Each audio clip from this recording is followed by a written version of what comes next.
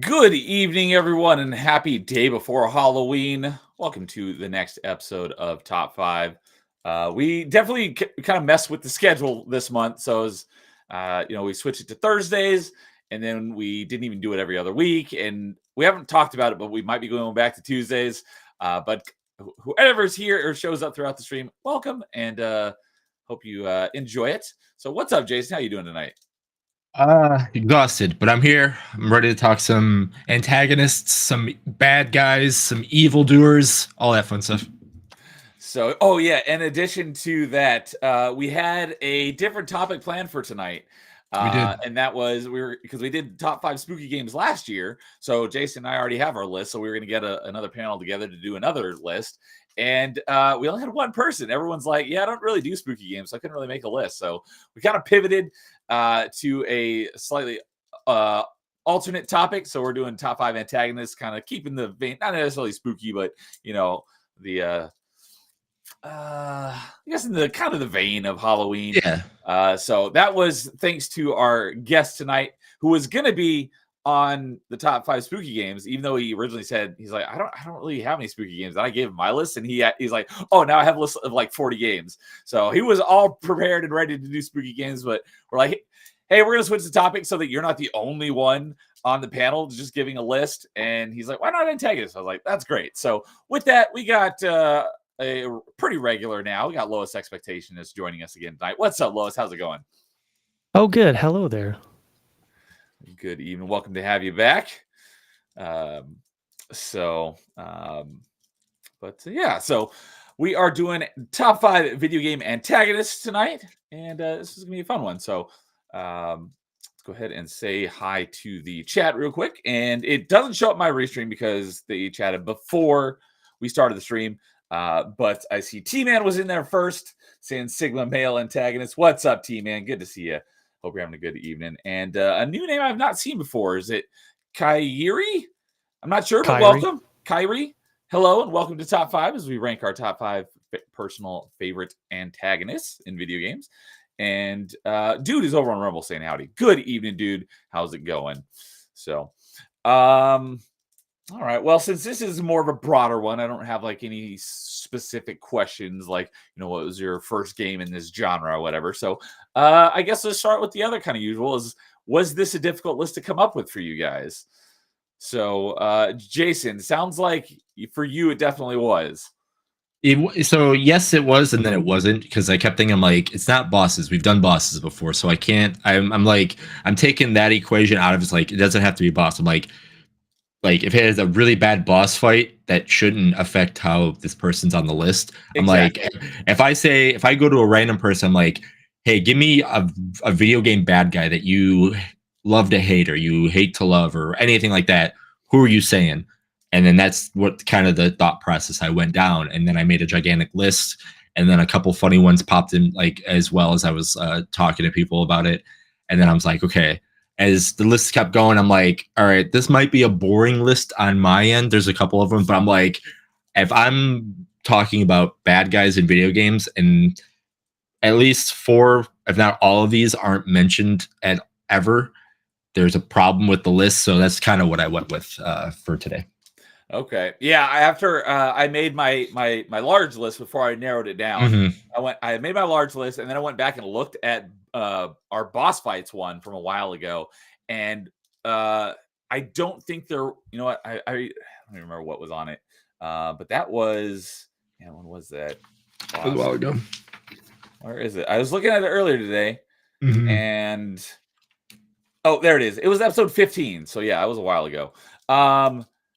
Yeah, I have all very little crossover between the boss fights, because that's like the mechanics of the fight and stuff. Is a well-designed boss fight versus this is just like who's like the best antagonist. So, yeah, I didn't really have that much of a difficulty of making my list. My big list, because a lot of times I'll have like a list of like 30 or something. I need to narrow down to like 10, and then I'll narrow those down to 5.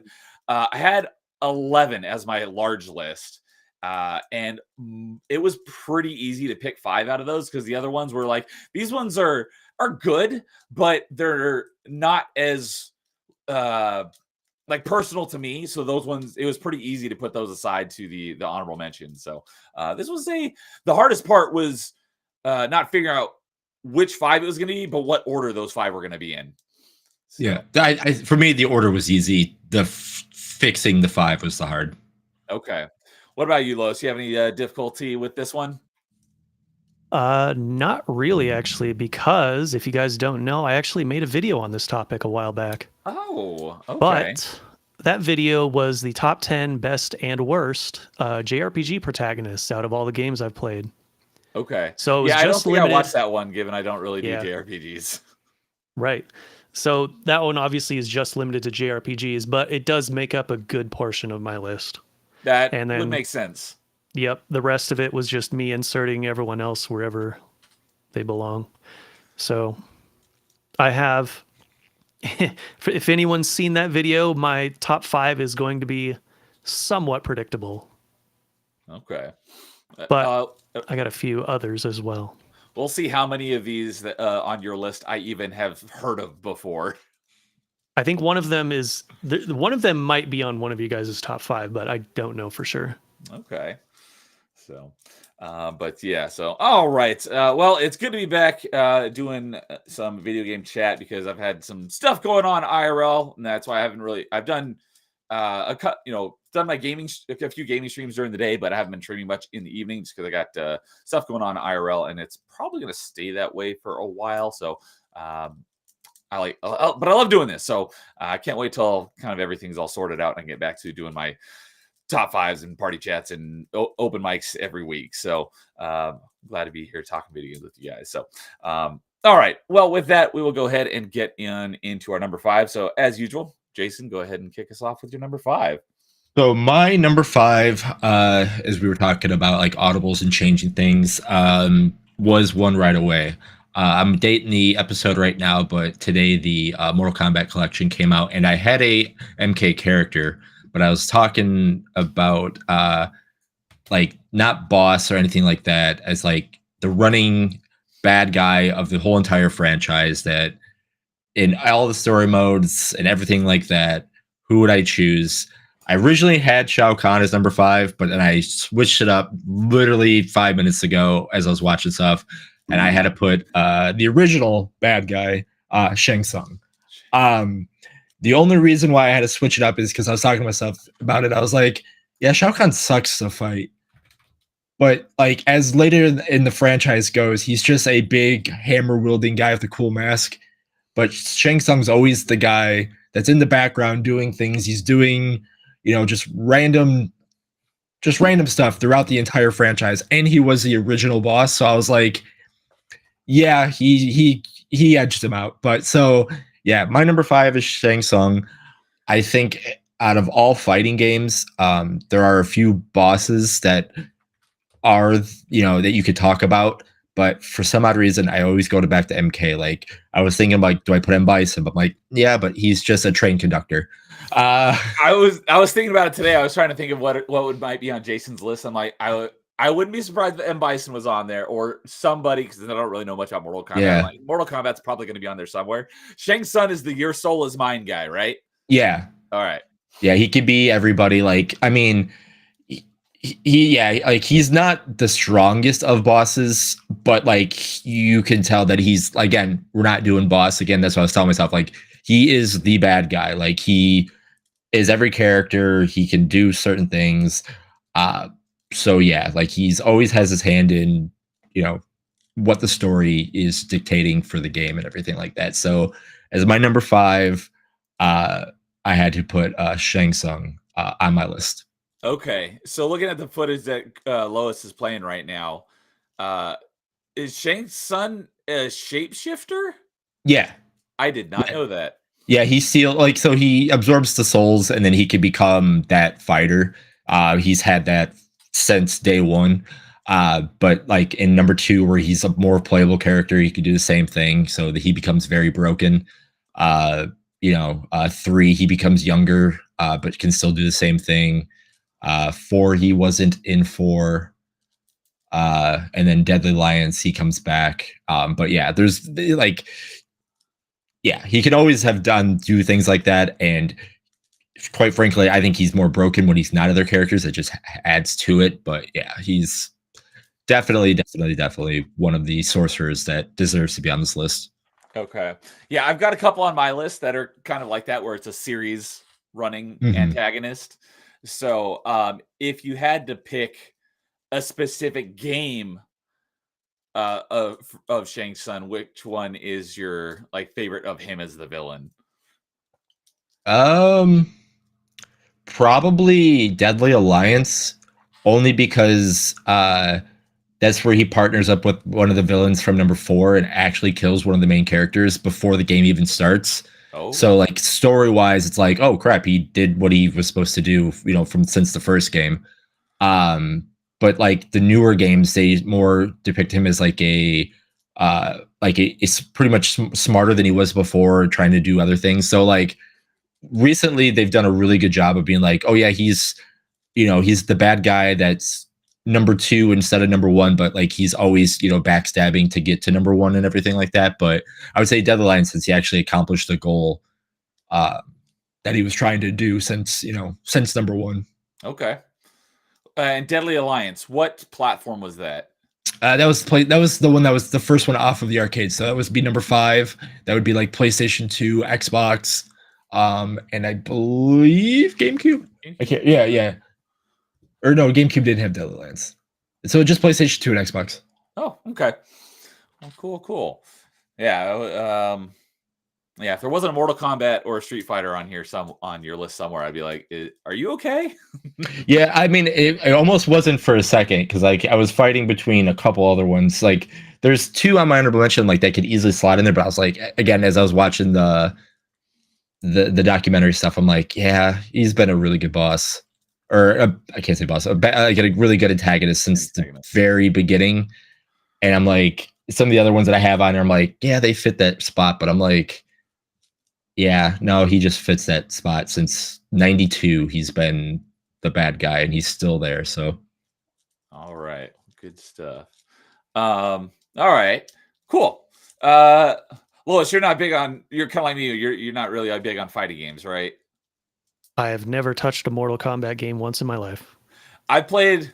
that was hurts me. I think it was Mortal Kombat 9 for about 10 minutes because a friend brought it over one time, and they just proceeded to just beat the hell out of me, and I was like, "Why? This is why I don't do fighting games." So okay, yeah, I was like, I don't think Lois does fighting games either, so probably not a whole lot to input on this one. Yeah. So Yeah. all right, I think I will go next because my number 5 is kind of my quote unquote cop out answer, in that my other 4 are all like a specific person / character. But for my number 5, I had to include it, and it's like an enemy faction. So there were some other ones. I was like, this would be good for the list, but this, like, out of all the like enemy factions, this one is my favorite. So it's my number 5, and that is from my favorite game series of all time, and that is Mass Effect. And the faction I'm talking about is, of course, the Reapers in general. Having the basically a race of sentient machines that are, so far up on their high horse that, like, biological beings are just like, like ants to them. They just think so highly of themselves, and they the cycle repeats every 50,000 years, where they go into dark space between galaxies and just like go dormant, and let the biologicals of their it's not the term they typically use, because there's synthetics and what's the term for, living people in general that's often used in like sci-fi and stuff. There's synthetics and I'm blanking on this. Flesh, humanoids, fleshies, Organics. Organics, That's what I that's was looking for. Meat bags works too. But yeah, so they let the organics repopulate the galaxy and evolve. And then every 50,000 years, they come out and come back and wipe out all life in the galaxy. And the cycle repeats over and over again because, 50,000 years between cycles, basically they become the thing of myth and legend. People, if you played Mass Effect, even though there's so much like evidence that it's actually happened and it's going to happen again, people are still just like, no, there's no way that can be real. So they just refuse to acknowledge that it could possibly be real. And of course it is. But yeah, they fade into myth and legend. People don't believe it. But they have this really cool race of machines that, basically just bodies the entire galaxy. And this scene right here from the end of Mass Effect 3 is literally one of my favorite space battles in all of sci-fi, not just video games. This is like one of the biggest sci-fi battles of all. It's all of the Reapers in the Mass Effect Galaxy versus basically all of the combined armadas of all the organics remaining in the entire galaxy. It's just so freaking epic. I would love to. This is totally a side tangent, but if we've talked about on Party Chat one time, or what is a franchise you would like to see explore a new genre? I would love to see a Rogue Squadron type game set in Mass Effect. Basically in this battle would be really freaking cool. But Ooh. Yeah, this scene right here where it's at the end of Mass Effect 3 and you're assaulting Earth. Well, not Earth, but they've captured the Citadel because that's how they get back and forth between dark space and back to the galaxy. It's just such a super epic battle. But they're so powerful. Like the first game, part of the spoilers for Mass Effect 1, if you haven't played it, I highly recommend it because it's, in my opinion, the best video game trilogy of all time. But there is a spaceship that you think is just a giant spaceship, but partially through the game, you discover that it's not a spaceship. It's actually a living, not breathing Reaper, since they're machines, but it's an actual Reaper, not just a spaceship. And that's where Carl and I have talked about it plenty of times on various streams, because that first interaction you have with them through the like the holographic projector thing is just like mind blowing. It's like, whoa, this is nuts. But yeah, so he's not the boss of the game, since the actual boss of the game is Saren. But through another thing that Reapers do in order to dominate the galaxy is indoctrination. Just like being near them, organics become basically enslaved to them, and they really go into the whole indoctrination, like the process in the books, which I have got right up there, and it's really interesting because it talks about how it's kind of like the multiple personality disorder, where you have not necessarily where you have multiple people, but there's where you hear voices in your head. But the thing is your own voice, essentially. So you think you're thinking your own thoughts, but it's actually the Reapers imposing their will into your thoughts, so that you think that you're making your own decisions when you're really actually doing what they want you to do without even realizing it. And that's how you basically become indoctrinated, because you don't even realize that it's happening. That's just another really cool thing about the Reapers. And that's how they basically turn organics to basically be on their side and fight for them. So anyways, where I was going with that is you find out that what is not Harbinger. Harbinger is the main Reaper of Mass Effect 2. It's Sovereign. Sovereign's the first one you encounter in Mass Effect 1. But at the end of Mass Effect 1, there's a big battle of Sovereign versus not the full might of all the armadas of the entire galaxy, but a lot of firepower to take down one Reaper at the end of Mass Effect. And then at the end of Mass Effect 3, it's thousands versus a lot of people. So it's just the Reaper's just really freaking cool. And then one of the DLCs in Mass Effect 3 is the Leviathan DLC. And it goes into the origins of the Reapers, because there's organics that look exactly like the Reapers, and they are essentially the ones that created the Reapers, but it all went wrong because it's been a while since I played through it, but basically, like, they created them to like stop the death and destruction, but the Reapers came to the conclusion that in order to stop the death and destruction, they had to wipe out organics, because organics will always lead to death and destruction. So the only way to stop that is to kill them first. So it's like one of those things where unintended side effects cause, the never-ending cycle of the extinction of organic life. So just a really cool set of enemies that I really like, and so I just had to gush about the Reapers being a cool enemy faction for a little bit. So so for me, my number 5 is the Reapers. All the rest are actual specific characters rather than a faction, but there are plenty of other factions I could have put on this list. So as the October Mike is here, is this the League of Villains channel? For tonight it is. What's up, October Mike? And Nightmare's here as well. Good evening, guys. What's up, Nightmare? And dude says it's not a Mass Effect, or it's not a Neo stream without a Mass Effect mention. I don't go every stream without mentioning Mass Effect, but most of the time I do. So I'll give you that one. So either you guys have anything to input on Mass Effect?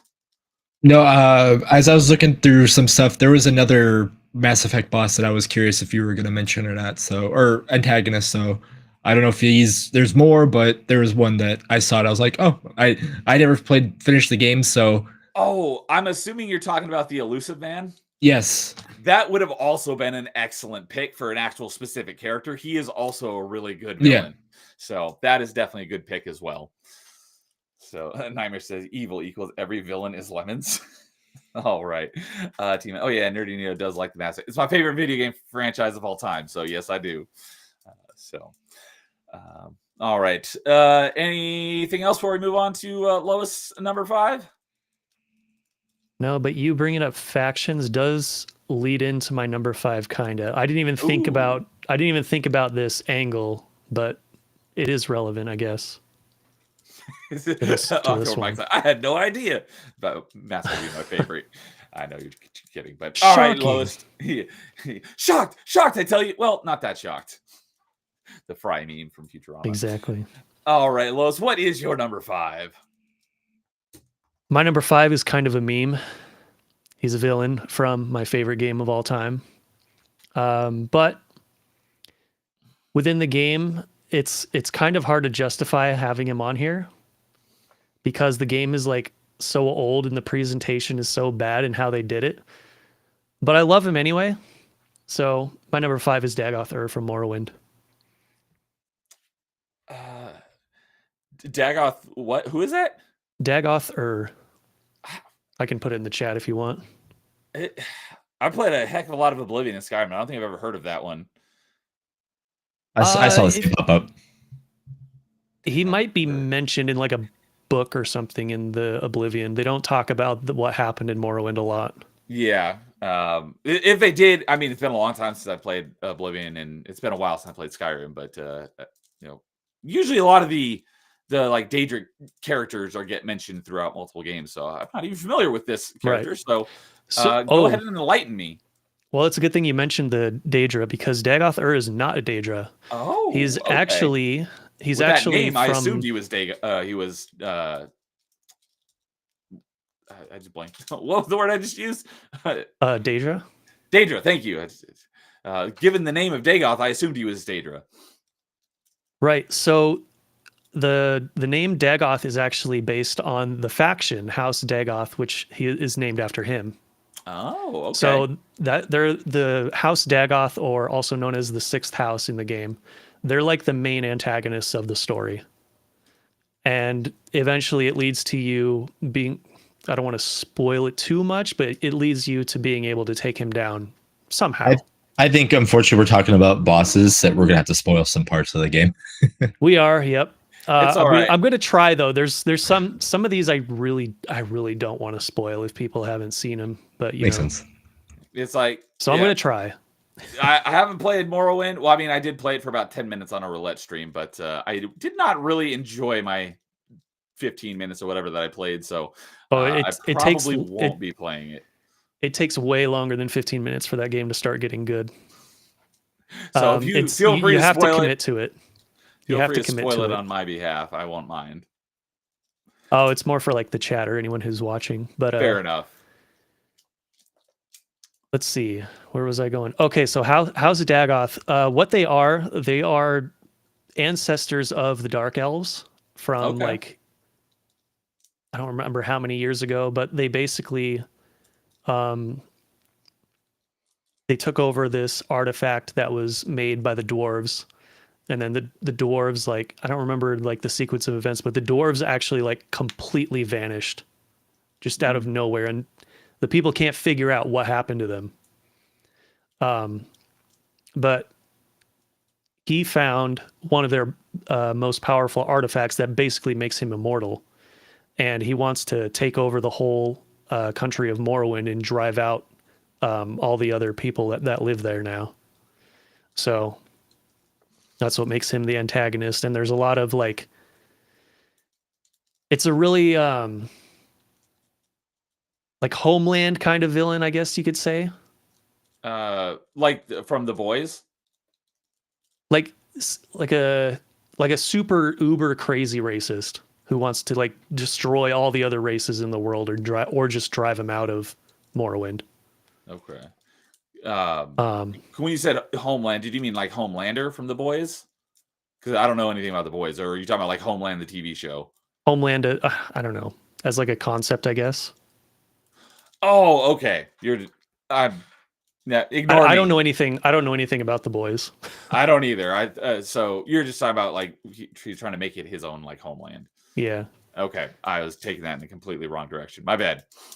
Yeah, and so they're also like really messed up cultish house, because they get this artifact. They all start turning into like these zombies. Like they're called ash zombies, and they're basically like decaying immortal zombie things that like they're creepy as hell. Like this game is like shockingly creepy for how old and how like rudimentary the graphics are. So like I actually, to spoil this if we end up doing the top 5, I had this on my top 5 spooky games list. Okay. Because of how creepy the antagonists of this game are. But yeah. Also, dude mentioned in the chat, Dagoth memes are hilarious. I've never seen one, so there's some of the best memes I have ever seen, and I love all of them. So, are these memes you'd have to be well versed in the Morrowind lore to understand? Kinda. Or if you just know like a baseline of like what the character is or what the story is, then you kind of get it. So okay. You don't see Dagoth until like the very, very end of the game. And he has like, the game has like very, very few voice lines. Most of the time you're reading the dialogue. Yeah. But he has a bunch of voice lines as you are traveling through the dungeon that leads to him. And people have taken those voice lines and created an basically almost perfect AI voice of him. And it's so funny and it's so perfect, and I love it so much.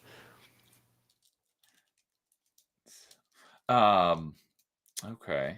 So yeah, Ed Dude also said if only Morrowind had achievements. If it ever gets retro achievements, if original Xbox ever gets retro achievement support, then I will probably go ahead and finally play Morrowind. Did it not have them on 360? Because you could play the game on 360. Right, but it was an original Xbox game, and you could play it on 360 via backwards compatible. It wasn't an actual 360 game, so original Xbox games did not have achievements. Okay. So, yeah, everyone's saying Enwa in the chat. That's basically the N word in Morrowind. Oh, okay. Not quite the same, but it's, you know, similar enough. Yeah. Gotcha. Okay. All right. Yeah, I haven't played, like I said, I haven't really played Morrowind, so I didn't even get far enough to be introduced to this character. No, yeah, you don't really see him until the very end. Oh, and the other thing I forgot to mention, like the reason why I liked him so much was because of throughout the game, you basically learn the backstory of Morrowind through reading a bunch of stuff, basically. And when you read about what happened, like the stuff that he did and all that, it makes a really interesting story from a lore perspective. Okay. But don't. And then it does it like if you read it and you sort of take it in and then you imagine everything and then you get there and then the boss is kind of disappointing because they couldn't really do it at this point with this engine. So Gotcha. Yeah. All right. So, all right. Lois says, yeah, Lois will hate it. I mean, it's achievement system. So, true. yeah, there's a few of people that I'm friends with that they're like achievements. I'm like, it's like, well, if you don't care about them, just ignore them, but put them in your game so the people who care about them can play. Have something else to work towards or be able to show. Have some sort of something to show that they played the game. Mm-hmm. So, I just wish I could turn off the little pop-up notification on Steam. It won't let me. Interesting. I did not know that, but I would and never want if I turn the Steam overlay on, it'll pop up on the game window, and I can't turn that off either. It's really annoying. That should definitely be an option to disable achievement notifications.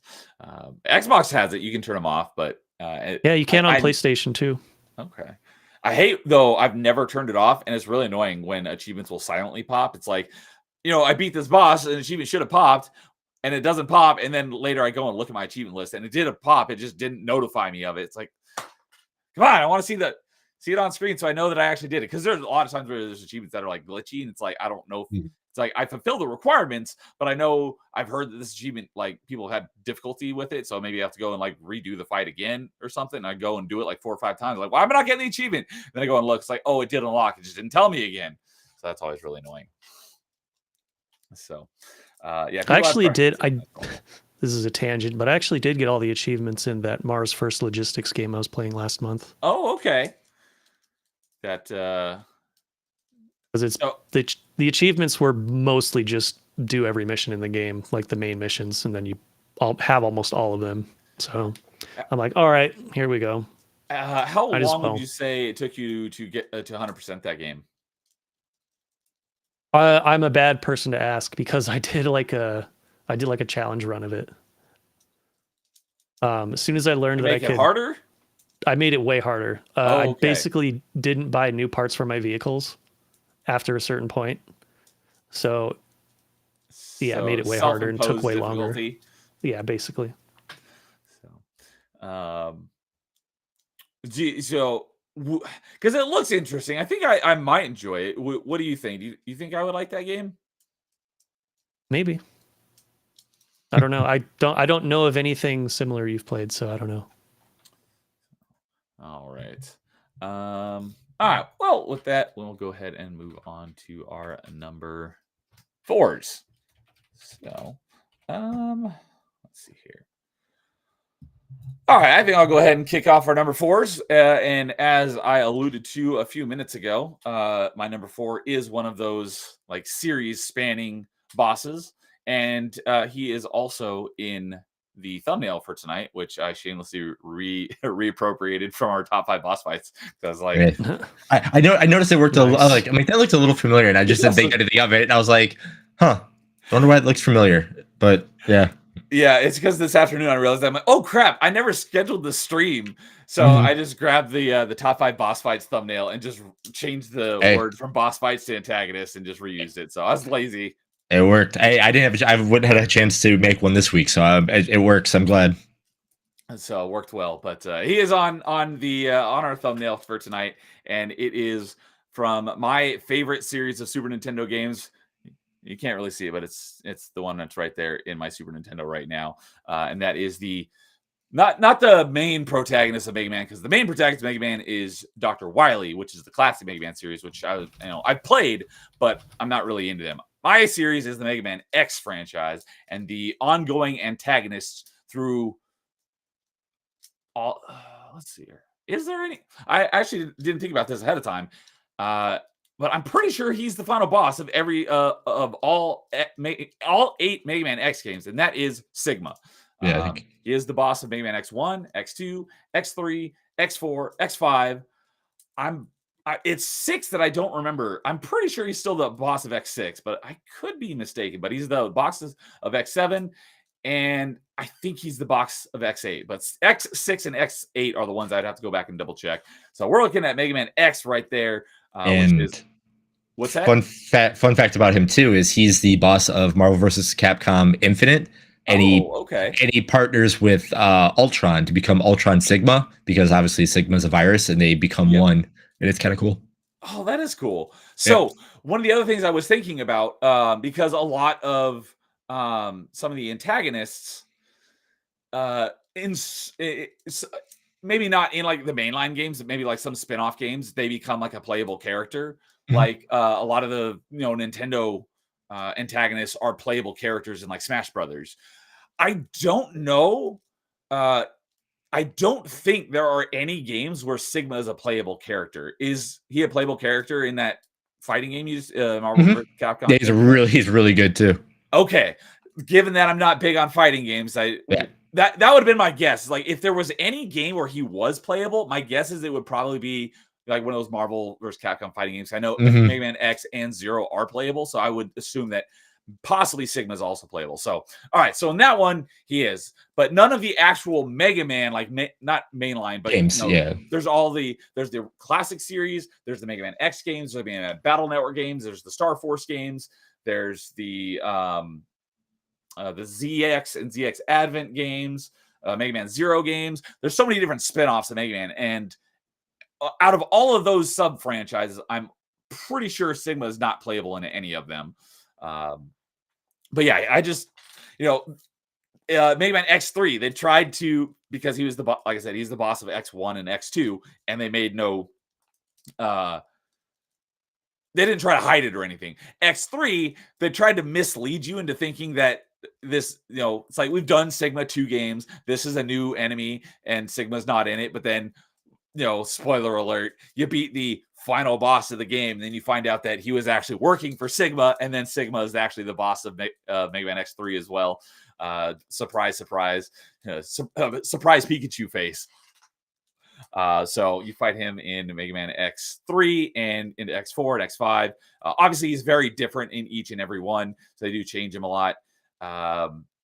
We don't talk about X7 because that game is just god awful. But he's probably one of my favorite. I can't say my favorite recurring villain because I do have a couple more on my list, but I do love Sigma a lot because Mega Man X franchise, like I said, is my favorite Super Nintendo franchise. It spanned more than the Super Nintendo, but those X1, 2, and 3 are my favorite Super Nintendo games. That's what really got me into the Mega Man franchise. And there is a lot of lore in the Mega Man games, but I've never really played Mega Man for the lore. I've always played it for the gameplay, and I just kind of ignore the story that's going on. But if you do actually pay attention to the lore, I could get some of this wrong because, like I said, I skip a lot of it a lot of the time.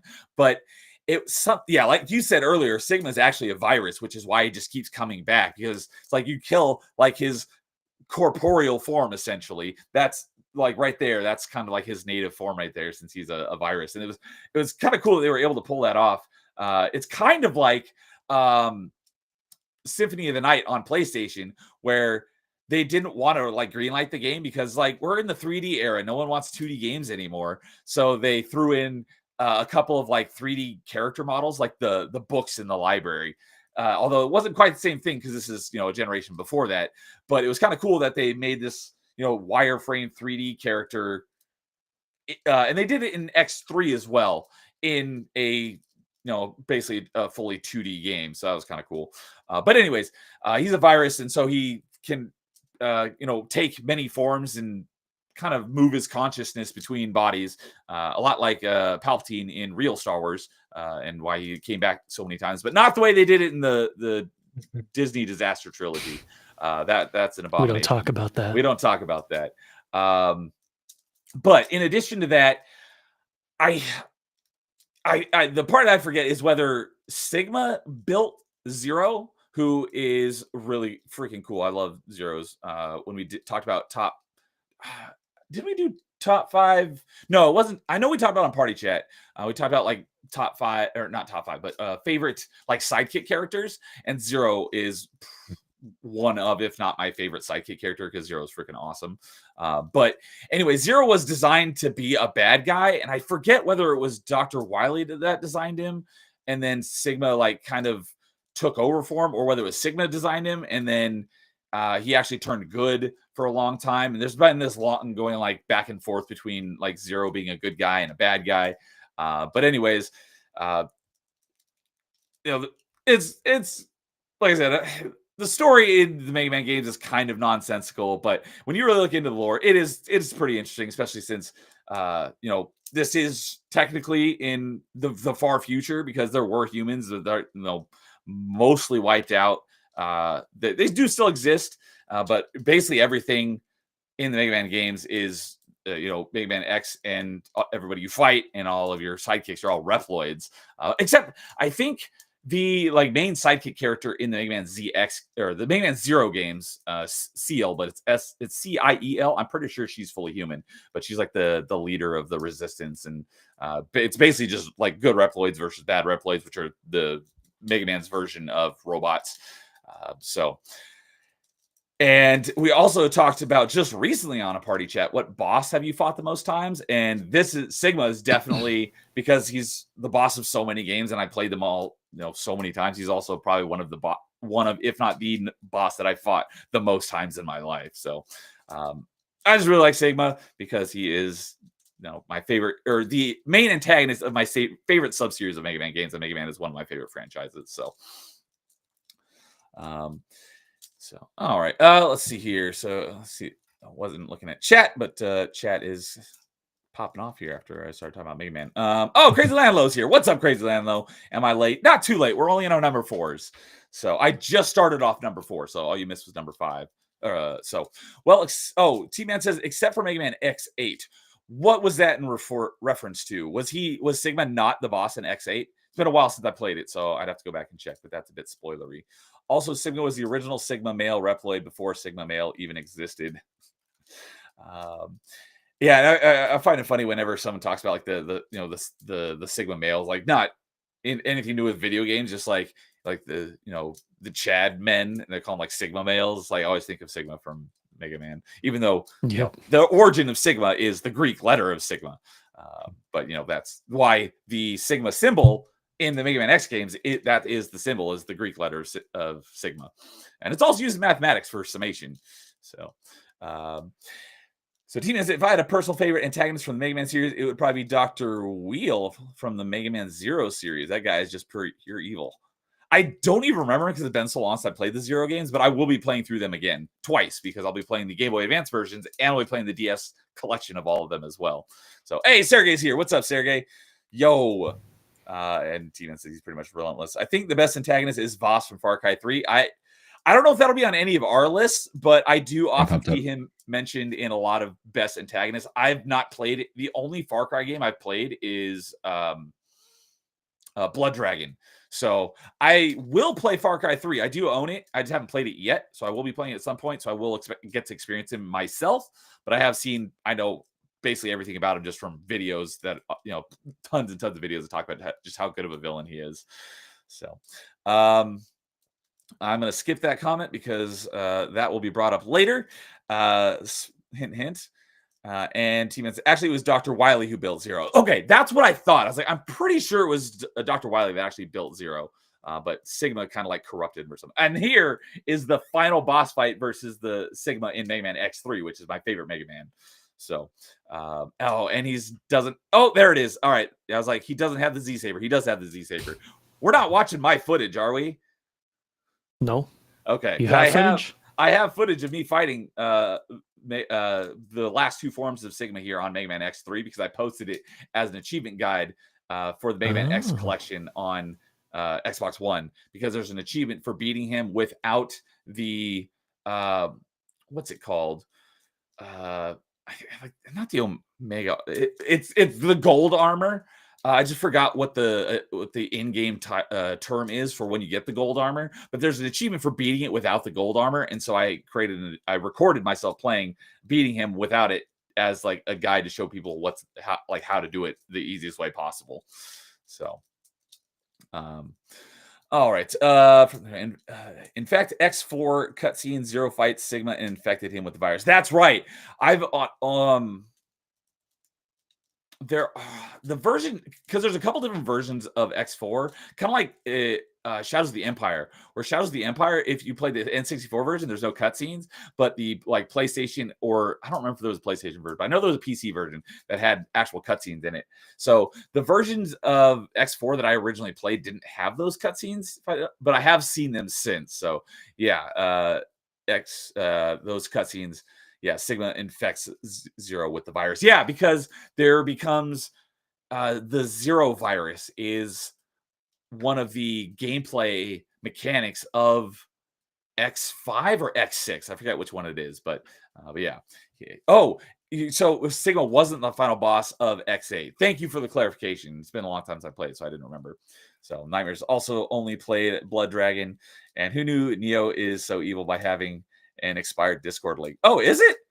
I set it to never expire, so that shouldn't be. But I will go and fix that. So thank you for letting me know about that. So yeah, and right here, this is the Mega Man X4 Sigma fight, or is this X5? It's probably X4 since we were just watching X3. I'm assuming that the video you have playing is in the correct order. They don't have timestamps. So Jerks. But yeah, the one thing that is annoying is that being a big fan of Mega Man games, I've only played a couple of the Mega Man X 1, 2, and 3 hacks, but I have a bunch of them in the backlog. But one of them that I've played is Mega Man X Proto Man Edition, and the game is exactly the same. It doesn't change anything except instead of playing as Mega Man X, you're playing as Proto Man. The only difference is that he takes like twice as much damage as Mega Man. So I've gotten to the final Sigma boss fight, and I cannot beat it because you take so much damage. You can only take 2 hits before you have to use an energy tank. Otherwise, a third hit will kill you. And you have to get through all 3 phases of the final Sigma fight. First, the dog fight, then Sigma with his lightsaber, and then the rotating platform lightning hands form of Sigma. And you have to do that, basically without getting hit like 8 times. And I've not been able to do that. It is very hard. So I'm like this close to beating that Mega Man X hack, but I haven't been able to do it yet. So, but I've gotten really good at the Sigma fight. I just haven't gotten good enough yet on Mega Man X. So, yeah, that version right there that he's fighting is actually, this guy's getting hit a lot. That fight, the version of that first form of Sigma right there is like super easy to beat without taking damage. So X4 is where you fight Sigma in his Reaper football armor form. Okay, thank you. I was like, I'm pretty sure this is X4, but it looks very similar to X5. But thank you for that clarification, T-Man. So, all right. And not specific to the video game, but once I have some more income, there's a bunch of, I want to get a Mega Man X, a Zero, and a Sigma figure for my background here, because I've seen some really freaking sweet ones before. There's some really good Sigma ones. So, yeah. All right. Well, that will. So yeah, Sigma is my number 4. So let's go in reverse order then. And Lois, what is your number 4? And then Jason can finish off our number 4s. Well, my number 4 is a villain from one of the, I guess you could consider it a black sheep of the Final Fantasy series. And that is the Final Cerberus Fantasy one. The Cerberus one. What's that? The best Final Fantasy is the third-person shooter one. Jason's just shaking. I don't even know what that is. He's talking about Dirge of Cerberus. Dirge of Cerberus. Oh, Thank Dirge you. I of couldn't Cerberus. remember the name. Okay. I know what that is. Because Yeah. it's not I was like, what are you talking about? It's not a turn-based RPG, so therefore it's the best Final Fantasy game.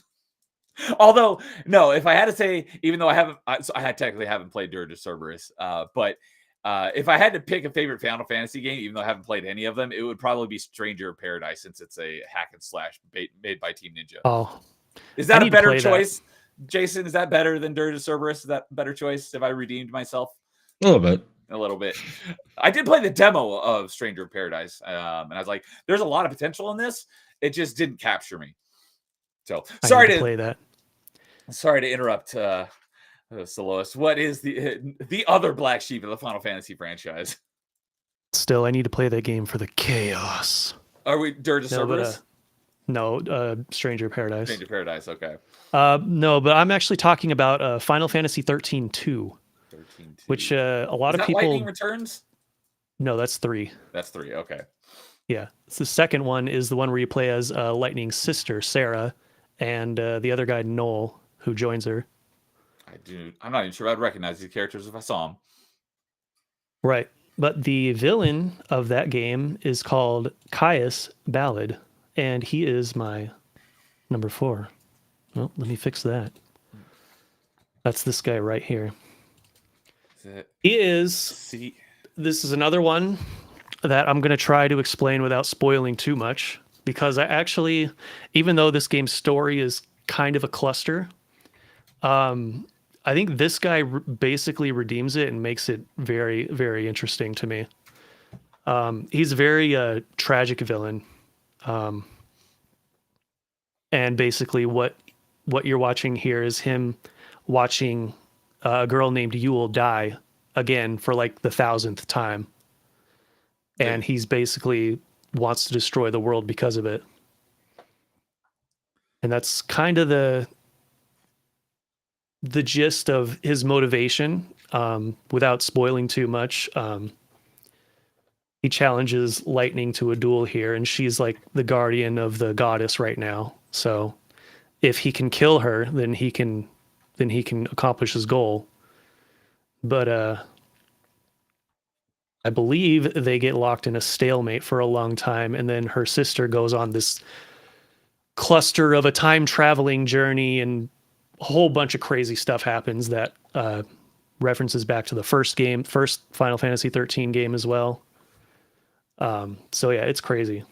All 3 of the Final Fantasy 13 games were there were 360 PS3 games, right? Yes. And this is my favorite one of the 3. Probably my 3rd favorite Final Fantasy game in general, actually. Okay. Yeah, there's plenty of games you could do a top 5 Final Fantasy games, and everyone could have a completely different list. Oh yeah, I old school Final Fantasy fans would hate me. Because there's a lot of them that I haven't played still. If I did that list, I wouldn't be able to make a list since I haven't played any of them. Yep. Another thing that really sells this guy for me, he is voiced by Liam O'Brien. He's just pulled it up to see if I spelled his name correctly, and I had it right. I just had 2 letters flipped, and I saw that name. I don't know who that is, so he's good. He's probably my number 1 favorite Western voice actor. Okay. In video games and stuff. What's some other stuff that he's voiced? He is voiced who? I know a decent amount of voice actors, but I don't know that I've heard his name before. See, I don't follow voice acting very much, because I always like to say video games were better before voice acting. But I think one of his more famous ones is Grimoire Weiss from Nier. He almost destroyed his career being Asura and Asura's Wrath because he had to do a lot of screaming and almost destroyed his voice. Okay, yeah, I just pulled him up on IMDb and I see Asura's Wrath. I did play that, so I've talked about that quite a few times on stream. One thing that he's known for the most feelings on that game. Yeah, the one thing he's known for the most is he's one of the mainstays from Critical Role. So I've never seen that. Yeah. Holy shnikes, that has 367 episodes. Dear Lord. Yeah. I did not realize it had been going on that long. Yeah, I believe he was a voice actor for the Western version of Naruto as well. Okay. So that's one of the ways he got famous. I could be wrong on that. That's like going off a vague memory, so I don't know. He's I just watched the a review of this game. There T-Man said it, Gaara from Naruto. Gaara from Naruto, okay. There we go. But he's also a voice in the new game Dispatch, for anybody who knows about that game. Yeah, that game keeps getting shoved into my face, whether I like it or not, unfortunately. So, all right. No, sorry to interject again. Go ahead and tell us more about 13.2, right? This is 13.2? Yeah. Right. I've pretty much said all I'd want to say without like spoiling too much. Okay. I tend to really like tragic villains. and he's a really, really good example of that. God, I don't want to spoil it.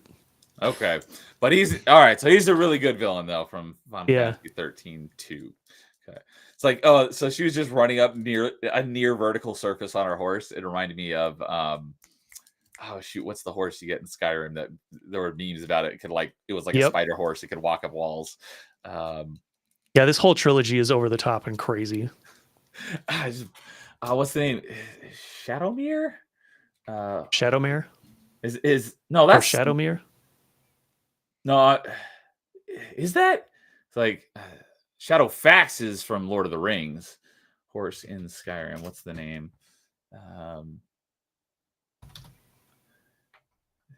Oh, it's Shadowmere. It is Shadowmere. Okay, I was like, I wasn't sure if I was getting them mixed up or not, but yeah, I was like, I think that's right. There's lots of memes of it, the horse walking up like vertical mountains. So, cool.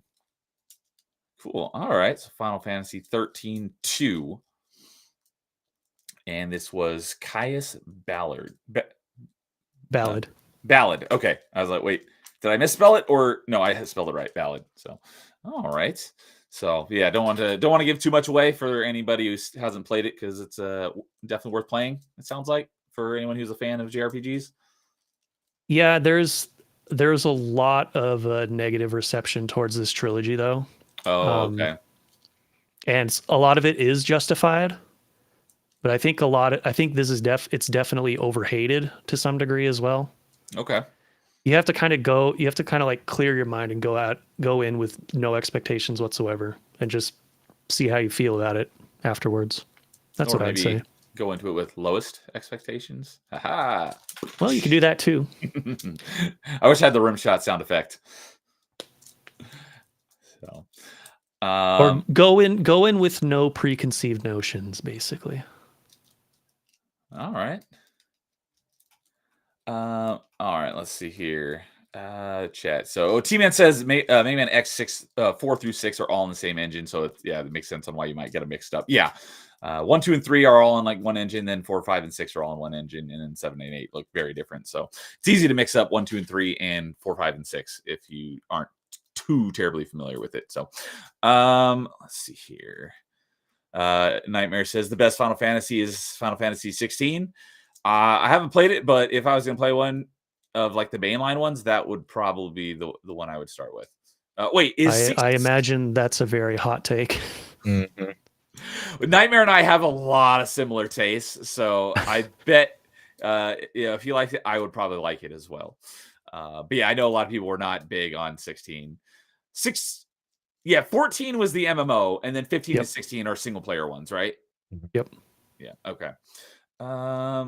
Light says Stranger Paradise is bad. I don't know. I liked the little bit that I played in the demo more than anything I've seen from any of the videos of all the other Final Fantasies I've ever seen. But that's just me. So he said, "I am chaos." Lois, you haven't finished your Spirit Animals edgy game in a long time. What is he referring to? My Shadow the Hedgehog streams. Oh, okay. I still need to get all the endings. All right. So it'll happen eventually. Eventually, yeah. No, that was October Mike. So dude says I still need to play the Final Fantasy 13 sequels, but I've platinumed the original twice. Those games are lengthy, so platinuming it twice, that's good amount of time. So old school Final Fantasy fans really hate me. Yeah, there it is. Yep. Understandable. And let's see here. Dude is saying he was the voice actor of the main character in the Monster anime. Highly recommended by me. I've never even heard of that one, but I don't know many animes. So shout out to the anime called Monster. So let's see here. He voiced characters in various Tales of series games. Oh, okay. That's probably why Lois is a fan of him. Because you're a fan of the Tales series, right? Who did he voice in the Tales of series again? The Tales of series. Okay, this series, it's called Tales of, but the tales are incredibly weak and forgettable. And I have a interesting relationship with that series. So, So if he did voice a character in one of the games that I played, I don't remember it at all Okay. because the characters are all forgettable and Dr. Tenma? or cringe. T-Man says Who? Dr. Tenma. Do you remember Dr. Tenma? Nope. Nope. All right. Well, there. Forgettable, apparently. So, but we got a lot of love in the chat for Shadow the Hedgehog. So, eventually, Lois will continue that. And Yes. dude, saying Monster is a psychological horror mystery about a doctor dealing with a psychopath across Germany right after the Berlin Wall fell. Ah, that does sound kind of interesting. Oh, T-Man says he voiced Dis in Tales of Abyss. I remember that. The character you do remember. Yeah, that one I do remember because that character was hilarious. Oh, I think you mentioned him before on a previous stream because I remember you talking about some hilarious character from Tales of game. So, Nightmare was a fan of Tales of Arise. So, I haven't played that one. I tried the demo and I was like, nah. So, all right, Jason. Then, what is your number 4? All right, so now my next 4 are going to be pretty much, I like to say chalk in a way. Yeah, like pretty much like, again, if you talk to anybody that's video games or anything like that, this is kind of, to me, villains or, antagonists. So with that said, my number 4 is going to be Dr. Eggman or Dr. Robotnik, whatever you want to call him. Yeah, every time someone says Dr. Eggman, I'm like, it's Dr. Robotnik. Yeah. Eggman's a stupid name. I don't know why people call him that. I like both. Like Dr. Robotnik's his name, but like Dr. Eggman, because he's shaped like an egg, and Sonic is one of those things. Like, so it's just one of those, whatever you want to call him, Dr. Robotnik, Dr. Eggman. I like both, but Lois, since you're a huge fan of Sonic, I mean, your avatar is a Chow, for goodness sake. What do you call him? Either one. You don't have a preference either? Well, that's so fun. You know what? Okay, how about it depends on which game I'm playing.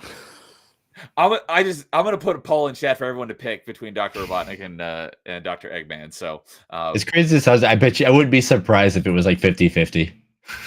So I'm gonna do that here in just a moment. But go ahead and tell us why you love Dr. Robotnik. It's just like the character design. I mean, you're supposed to hate him. He takes innocent animals and turns them into robots to go after, this cool main character. And in the sequel, the better sidekick than the main character in Tails. Yeah, I'm a Tails fan. Yeah, I mean, he's just one of those goofy antagonists that, he takes himself way too seriously, but then he gets dropped down a peg or two by them, the main characters because of what he is. So, I mean, there's not just one thing that he has done that makes him be like, oh, he's a cool antagonist. He's just a character that is just a funny antagonist that's trying to do these weird things with innocent animals in this game that has a plot, that doesn't have a plot, depending on which one you're playing with, Chaos Emeralds and everything like that. So I think really it's just the design more than anything, and what he's supposed to be for than he actually does. Kind of like Lord Helmet from he's like that to me. Dark Helmet from Spaceballs. Yeah. And which Sonic game is that we're seeing him destroy the moon? That's Sonic Adventure 2? Yeah. That I hear that one get mentioned a lot, so I think people are that's a pretty well loved one. Is that right? Oh yeah, it's my number 1 Sonic game. Yeah. So if anyone wants to, the poll is in chat. If you want to vote on YouTube at least on what do you call him, Robotnik or Dr. Eggman? So, all right. So I didn't realize that you were that big of a fan of the Sonic franchise, Jason. Yeah, I mean, I'm more of a Tails fan than Sonic, but yeah. I mean, again, like I've talked about this many times. Like my grandparents' house was the Sega household, so I mean, I played a lot of Sonic 1, a lot of Sonic 2. So yeah, Sonic, Knuckles, and 3 are okay, but like 2's like my favorite. So, 2 is my favorite of those as well. Mm-hmm. So, since you guys are both pretty big Sonic fans, what is your take on the Sonic movies? They're Haven't seen fun. them. What's that, Lois? Haven't seen them. Haven't seen him. Oh, because I've seen the first two. I haven't seen the third one, but Yeah. for the typical the dogma that video game movies have of just being terrible, they were pretty good, and I think they did really well, like box office wise. So I will watch the third one at some point. It's just I often say I rarely watch anything, so it'll be a long time till I get around to it because there's movies that I actually want to watch but I still haven't watched. But I will watch it at some point. I just don't watch movies like hardly at all. Like even the Mario movie, I've seen that. I had to be dragged kicking and screaming to go see that.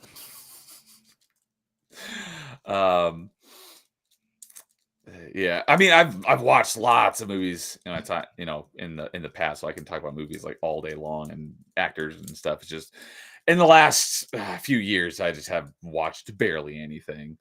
It's because basically whatever free time I have, I'd rather play video games than watch movies. So there's a Zelda movie. There's a Zelda movie coming up, and I'm scared. What? Launching a space shuttle out of a pyramid? WTF? Yeah. Yeah, it's just another day in the Sonic universe. Yeah. All right. Yeah, it's like I'm very hesitant on the Zelda movies. Like, why don't they keep it animated like the Mario movie? Why are they making it live action? That makes no sense. Because for some odd reason they think animation doesn't sell, but I don't understand why they think that. Yeah, that's a dumb thought. So, all right. Well, then, Jason, I have to ask you. Oh, actually, I didn't answer this question for myself, so I'll ask you the question, then I'll answer it for myself because I didn't answer it myself. So, which game of Dr. Robotnik is your favorite? Sonic 2 is my favorite game. Okay. It's not Dr. Robotnik's Mean Bean Machine? No. Okay. or Sonic Spinball. All right. So it's really funny that you mentioned that. So tell me a little bit about that game, Lois, because I'll tell you, there's I only know of it because of one reason. I didn't even know it existed until recently, and I'll tell you why. Oh, really? But tell me about this Mean Bean Machine game. It's basically just a reskin of Puyo Puyo, which is a classic Japanese game. Is that like one of those like puzzle gem matching games? Drop 3, yeah. Yeah, basically. Okay. It's like a match 4, I think. I think 4 clears one. Is it 4? Okay. Oh, yeah. Finally do it? Usually when it's Puyo Puyo versus Tetris, I've always played Tetris because I am not good at Puyo Puyo. Same. They put a reskin of Puyo Puyo into the Legend of Heroes Trails universe too, and I'm like, oh god. Okay, I found it. So this is Dr. Robotnik's Mean Bean Machine. That's what we're talking about, right? Now we are, yeah. So it's on Genesis. So the reason it's funny that you mentioned that because the only reason why I know this game even existed is because on Retro Achievements I followed someone who is also a super completionist, and we joined around the same amount of time, and we played a lot of similar games. So I started following him, and there's only one. He's played 55 games, and the only one he hasn't beaten and got all the achievements, except for the game he's currently playing, because he like masters one game before he moves on to the next one. So the game he's playing through right now is Donkey Kong 64, so I don't count that one since he's in the process of doing it. This game, he started it in October of 2023, and he still has 4 achievements left, and it's Dr. Robotnik's Mean Bean Machine. So I was like, I don't know why, but this game he started over 2 years ago and he still hasn't completed. He's got 4 achievements left. Every other game that he's played on Retro Achievements, he has all the achievements in except for this one. So that's the only reason why I knew this game exists. So I was curious, like, let me pull it up and see. Like, it doesn't sound like it's something that's all that difficult. I can't even see the way that Retro Achievements lays it out is I can't actually see what achievements they do or don't have unless I've also played the game. It's really annoying that I can't just go and see all the achievements that someone has in a game. So I don't know what those. Actually, I can do it this way. It's annoying. They don't seem like they'd be all that difficult, but starting from level 1, reach a score of 90,000 in exercise mode.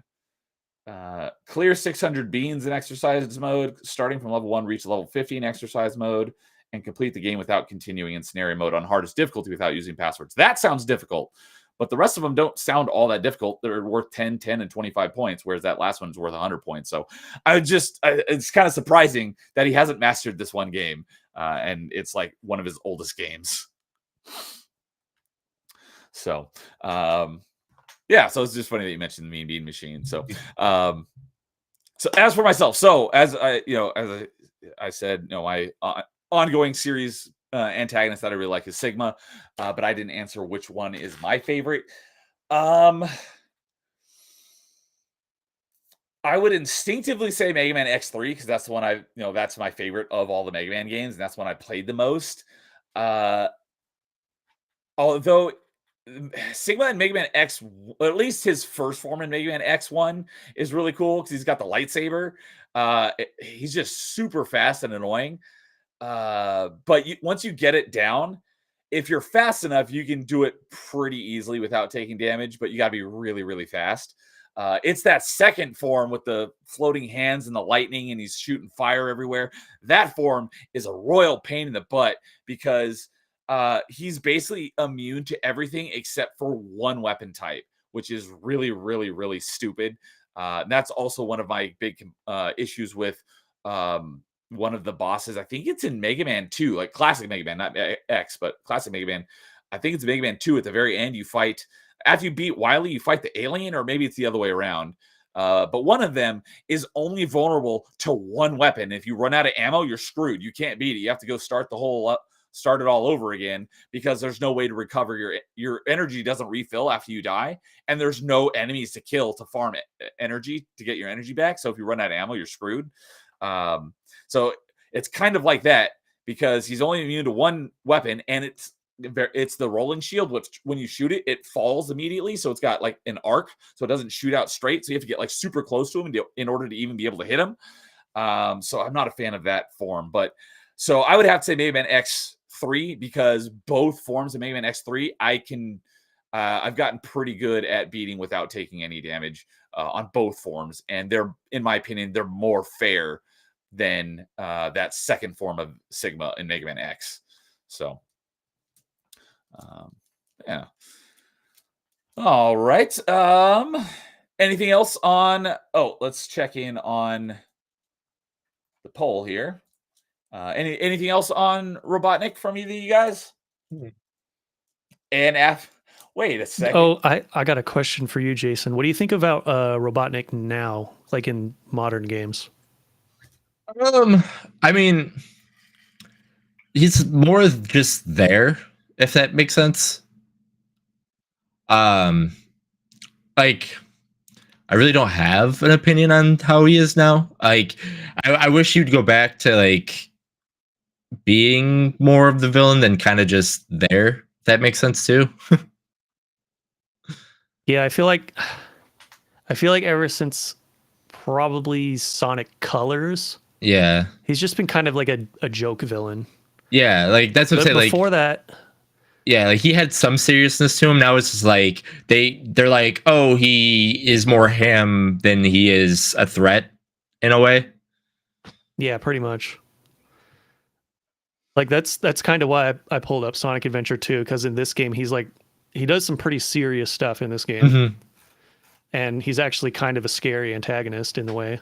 Although he's arguably not an antagonist because you play as him. Oh yeah, because you get but I mean you get to choose either one at one point. So I mean, so then Sonic's the antagonist at one point. As yeah, well. yeah, right, So yeah. it's weird.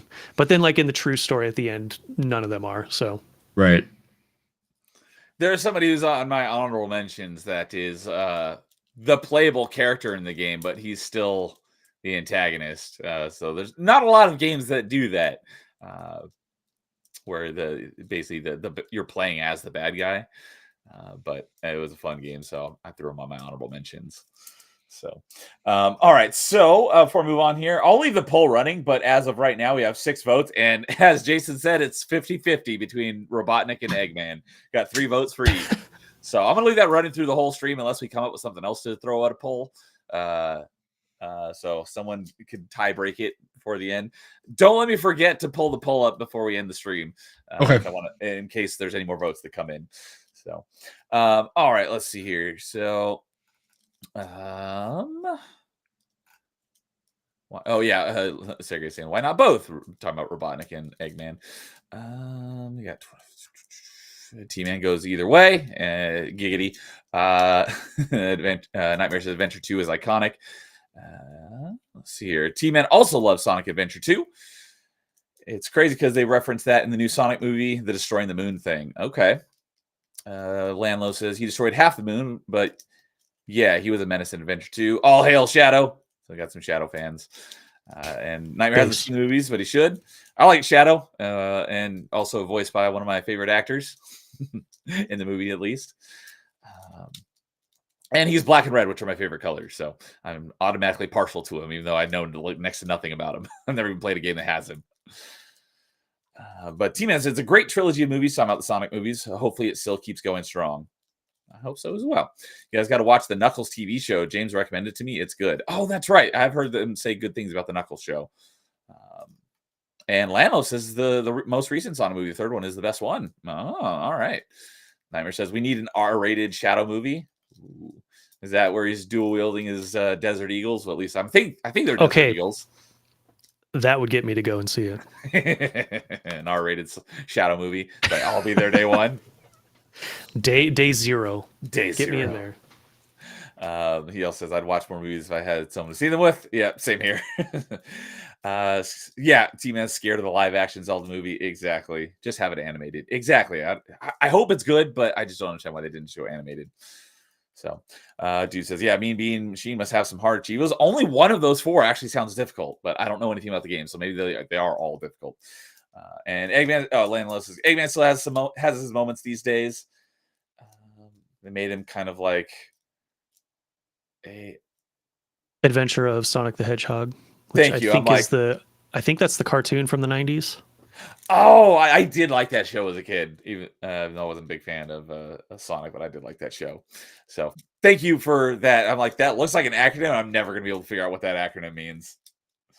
So think about it. I mean, there's a cutscene in the Lost World where he has savage lions. Professor Gerald is the antagonist in Sonic Adventure 2. I've never heard that name. Leonlo didn't like the Knuckles show. I guess I'm the minority on that. So yeah, well, to each their own. I don't know because I haven't seen it. So, all right. With that, we will move on to our number 3s. So, Lois, you want to kick off our number 3s? Sure, why not? Let's see. Number 3. Number 3 is another one of those that I can kind of talk about, but kind of can't talk about like what happens later on because it'll spoil an entire 9-game series. And that is from the Trails series, of course. I was going to guess, even though I have no idea how many games there are. I was like, Trails was going to be my guess. Yeah, so this character's presence is known from the first game all the way through the 9th game. And that is Gileath Osborne. And basically, he is... A lot of people like to call him the Trails universe's Hitler. That's kind of accurate, kind of not. But he's basically the military leader of the Erebonian Empire, which is a huge problem throughout the entire series up until like the 9th game.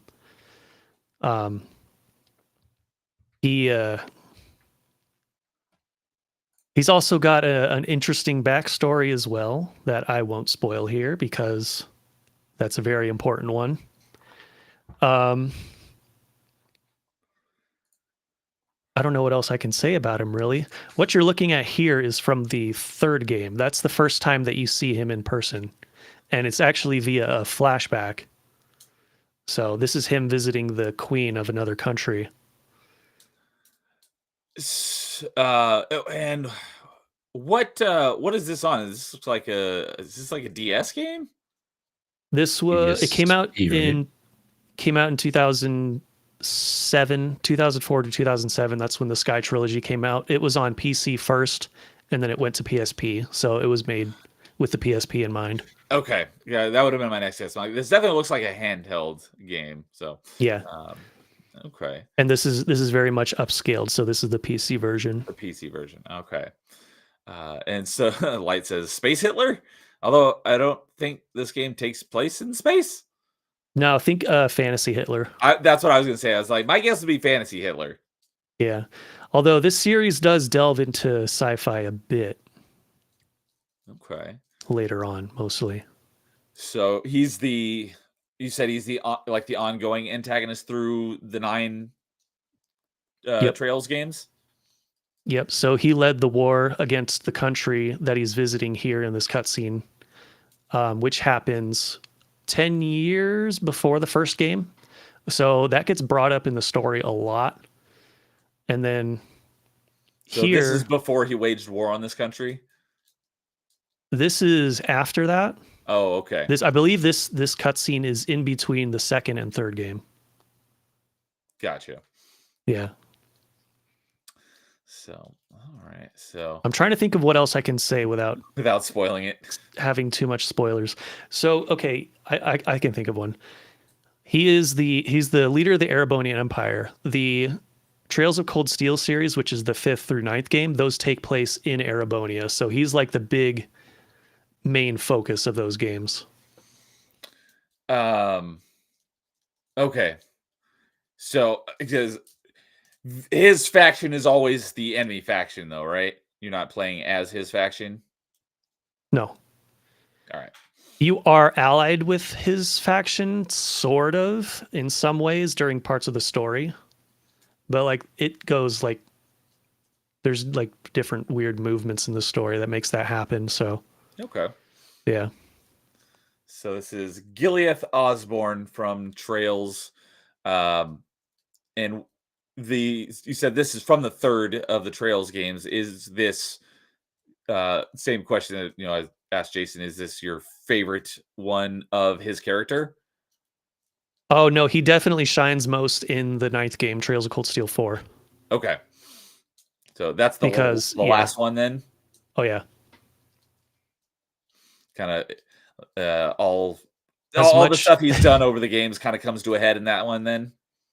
Yeah, and I have a lot of problems with that game specifically, but despite that, he still shines the most there. But the reason that's also the reason why he's like not higher on the list as well. He actually gets gimped in a certain way that I won't spoil as well, unfortunately. Bummer. It's like, yeah. I'll never play these games guaranteed, so I don't mind you spoiling anything for me. But yeah, if you don't want to spoil it for people out there in the chat, I can understand.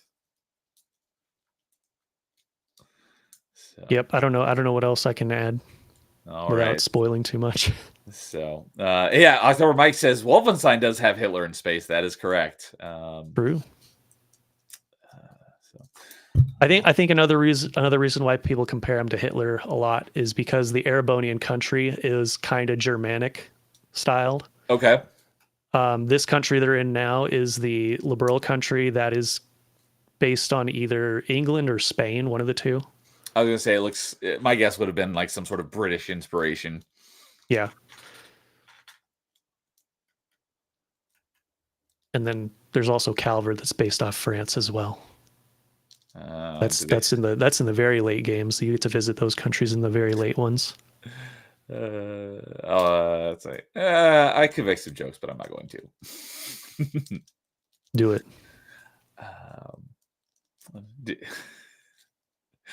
Is it anti-French jokes? Because those are totally okay, right? Yeah, it was. So, all right. So Nightmare says, suddenly I want a game with him as the playable character. I'm assuming he's talking about Gileath Osborne. Do a role reversal Trails game where you play as him as his faction. That could be interesting. I wonder if they could. That's always pretty interesting because seeing like the same events of something you've already either not necessarily just in video games, but like you go through some story and then you see it like the same story but from like another person's perspective. Like there's actually a couple. Shout out to Carl. He on his channel right now. He's having a Splinter Cell show, and there are a couple Splinter Cell books where the books cover the exact same events, but one is from Sam's perspective and one is from the team that is chasing him and trying to capture him. So that was a pretty cool like role reversal. So that'd be kind of a cool thing to do in a video game where you say, oh, you play through the game from this faction and now you play it from the other perspective. That'd be pretty cool. So yeah, T-Man says PSP, the sprites are very nice. Yeah, it does look quite nice. But yeah, you said this is the PC version, so that makes sense. So you France, it's okay to make jokes on Chaos Trails streams. I love when Dracula, when Castlevania made Dracula the hero with Lords of Shadow. Yeah, that's not exactly what I meant, but that would qualify as well as kind of what I referenced earlier when talking about like antagonists that you play as. The Lords of Shadow games absolutely would qualify since you're playing as Dracula. Well, not in the first one because you're not Dracula yet. It's Lords of Shadow 2 where you actually play as Dracula.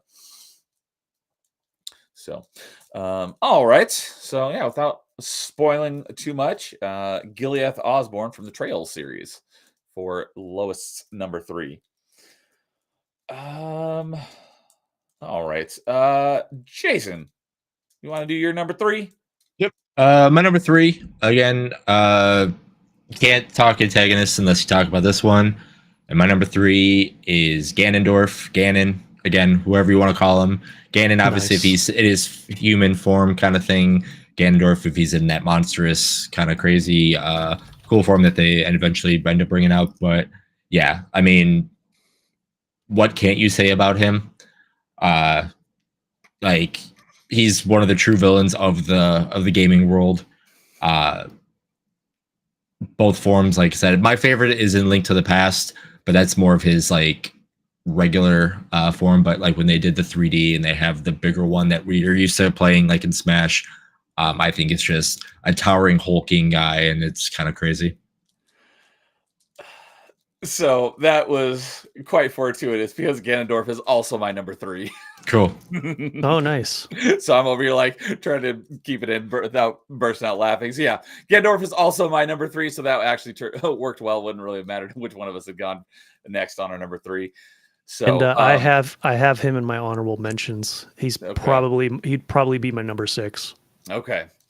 So yeah, I'm glad that you're showing Ocarina of Time because that is still to this day my number 1 favorite Zelda game, and not the game that got me into Zelda because that was Link's Awakening. But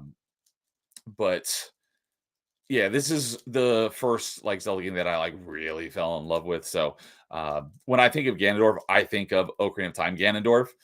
But it's been a really long time since I've played it, and I'm looking forward to playing it again a couple more times. But Ganondorf, Ocarina of Time Ganondorf would have to be my pick for favorite version of Ganondorf, but very closely followed by Twilight Princess, because Twilight Princess Ganondorf is really good as well. But yeah, I also love Ganondorf in Smash Bros. He was, I don't know if he was, I would say he was my main for, but I did play as Ganondorf a lot because he was introduced in Melee, right? Yeah. And he was basically Ocarina of Time Ganondorf in Melee, and then Ganondorf in Brawl was basically Twilight Princess Ganondorf, right? Yep. I remember they changed it up a little bit, and I think I liked him better in Melee than I did in Brawl, but I still liked him in both. But I've heard, not that I've followed like the competitive scene or anything, but I've heard that Ganondorf has always been like really low on the, if you're like the competitive tier ranking of Smash characters. I hear that Ganondorf's always been at the bottom, but I've loved Ganondorf. Yeah, he's at the very bottom in Ultimate. In Ultimate, okay. I think he is second to last in Smash 4. And then in Brawl, he's like third or fourth to last. Smash 4, that's the 3DS one, right? 3DS, Wii U, yeah, both. Okay. Oh, yeah. I was forgetting about the Wii U. I never even played one. I wonder why. But Melee, he was actually like mid tier. He was kind of like right in the middle.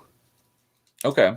One thing that really annoyed me is someone told me about it was like I don't know if it would be called a ROM hack, but there was you could I don't even remember how I did it, but there was something you could do on your memory card, and when you played Melee, it like changed things. I don't remember how I did, but I did do it one time because someone told me like, oh, there's like Smash Bros, like Project M or something like that, and That there was was a for way Brawl. that was for Brawl. Yeah. Okay. I've actually played that a little bit. Okay, it was Brawl. So, yeah, because I remember doing it on my Wii, but I wasn't sure if it was I was doing it through the backwards compatibility and just playing my Melee on my Wii, or whether it was actually for Smash Brawl.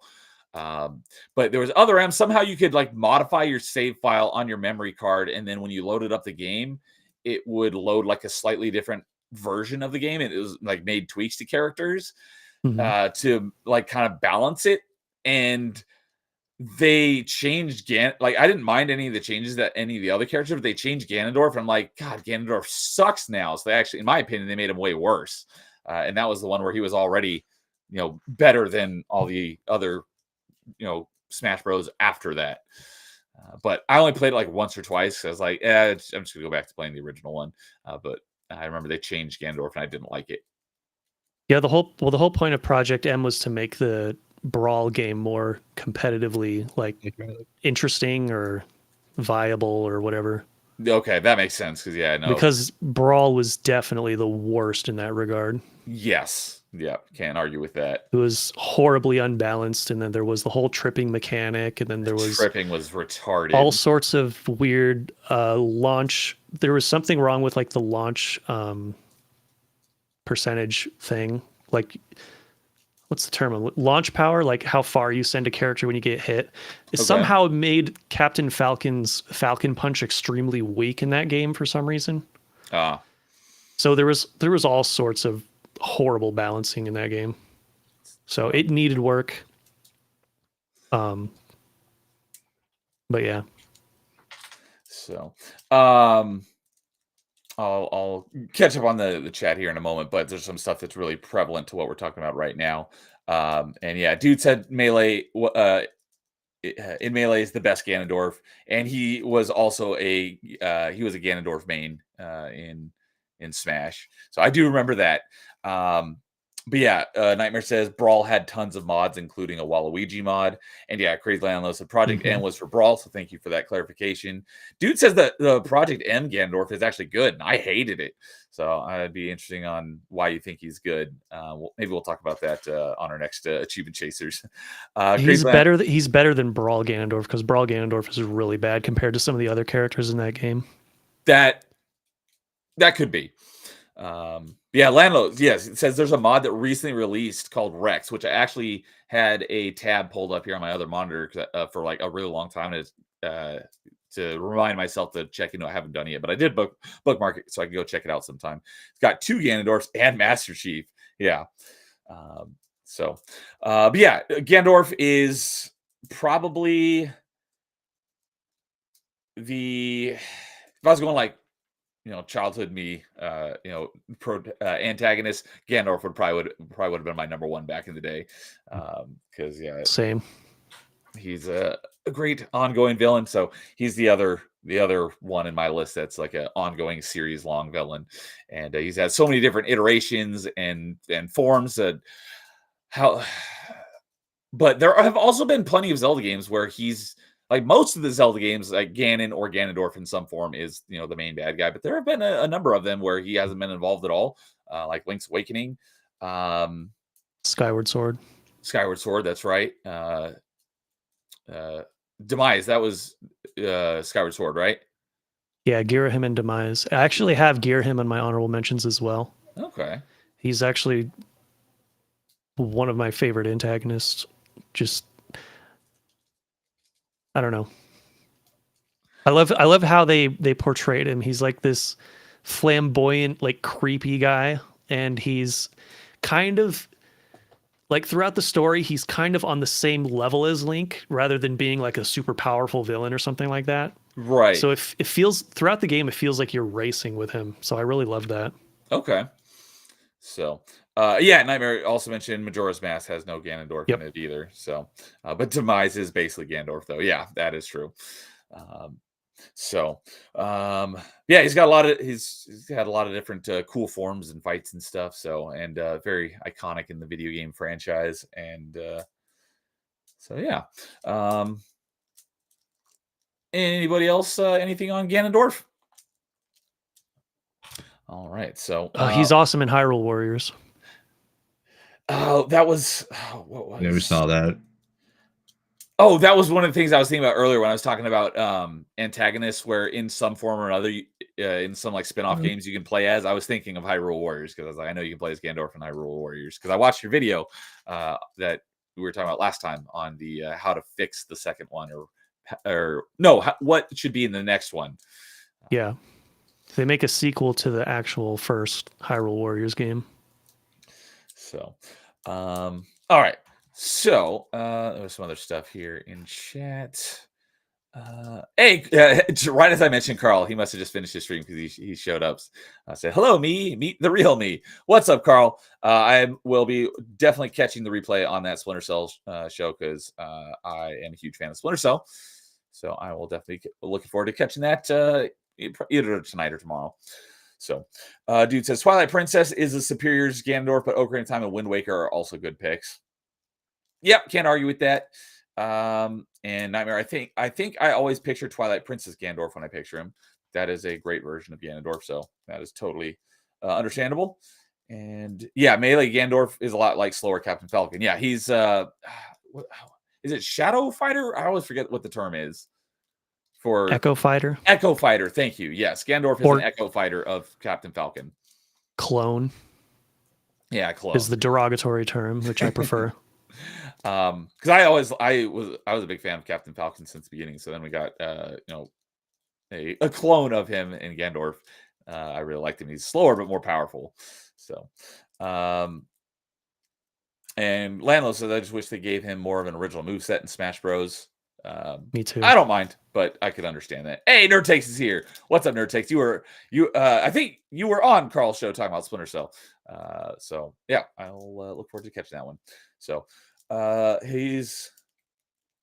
dude says no, he's last. Oh, in Brawl, Ganondorf is like bottom tier.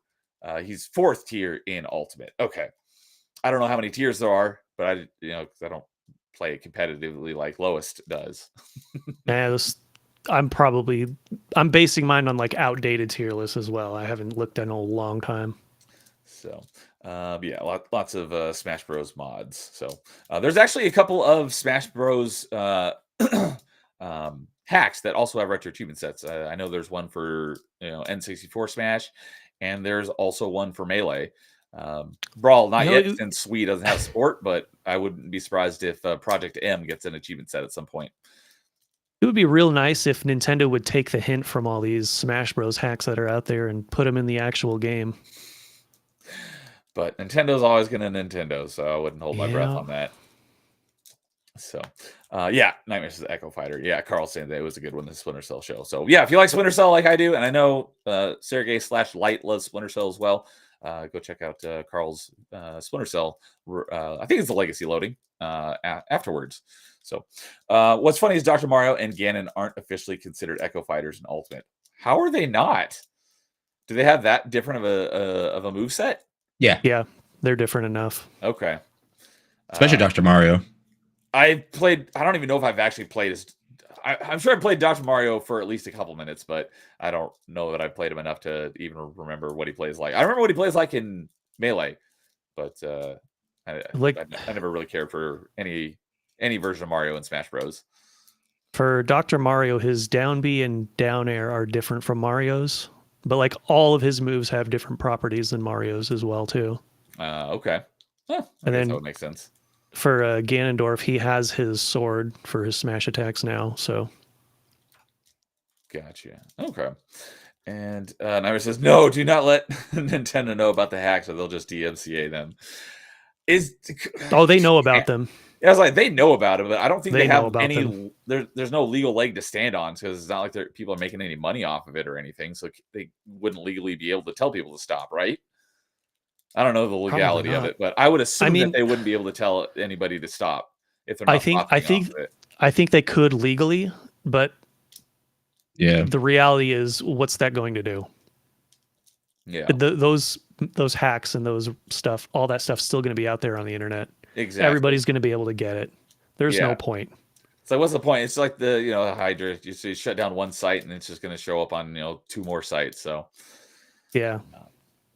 Yeah, and if you notice, a lot of the lawsuits of the people they've been actually gone after are people who have done really dumb things. Like the one guy who was pirating Switch games before they were even out and then streaming them to YouTube. Oh, yeah. I remember hearing about that. It's like, come on, man. So, yeah, like the legal cases they brought and won, they've usually had, a good reasoning for it. But then I know they just brought the case against Palworld and they actually lost that one. So yeah, the Palworld lawsuit is just absolute BS. Yeah.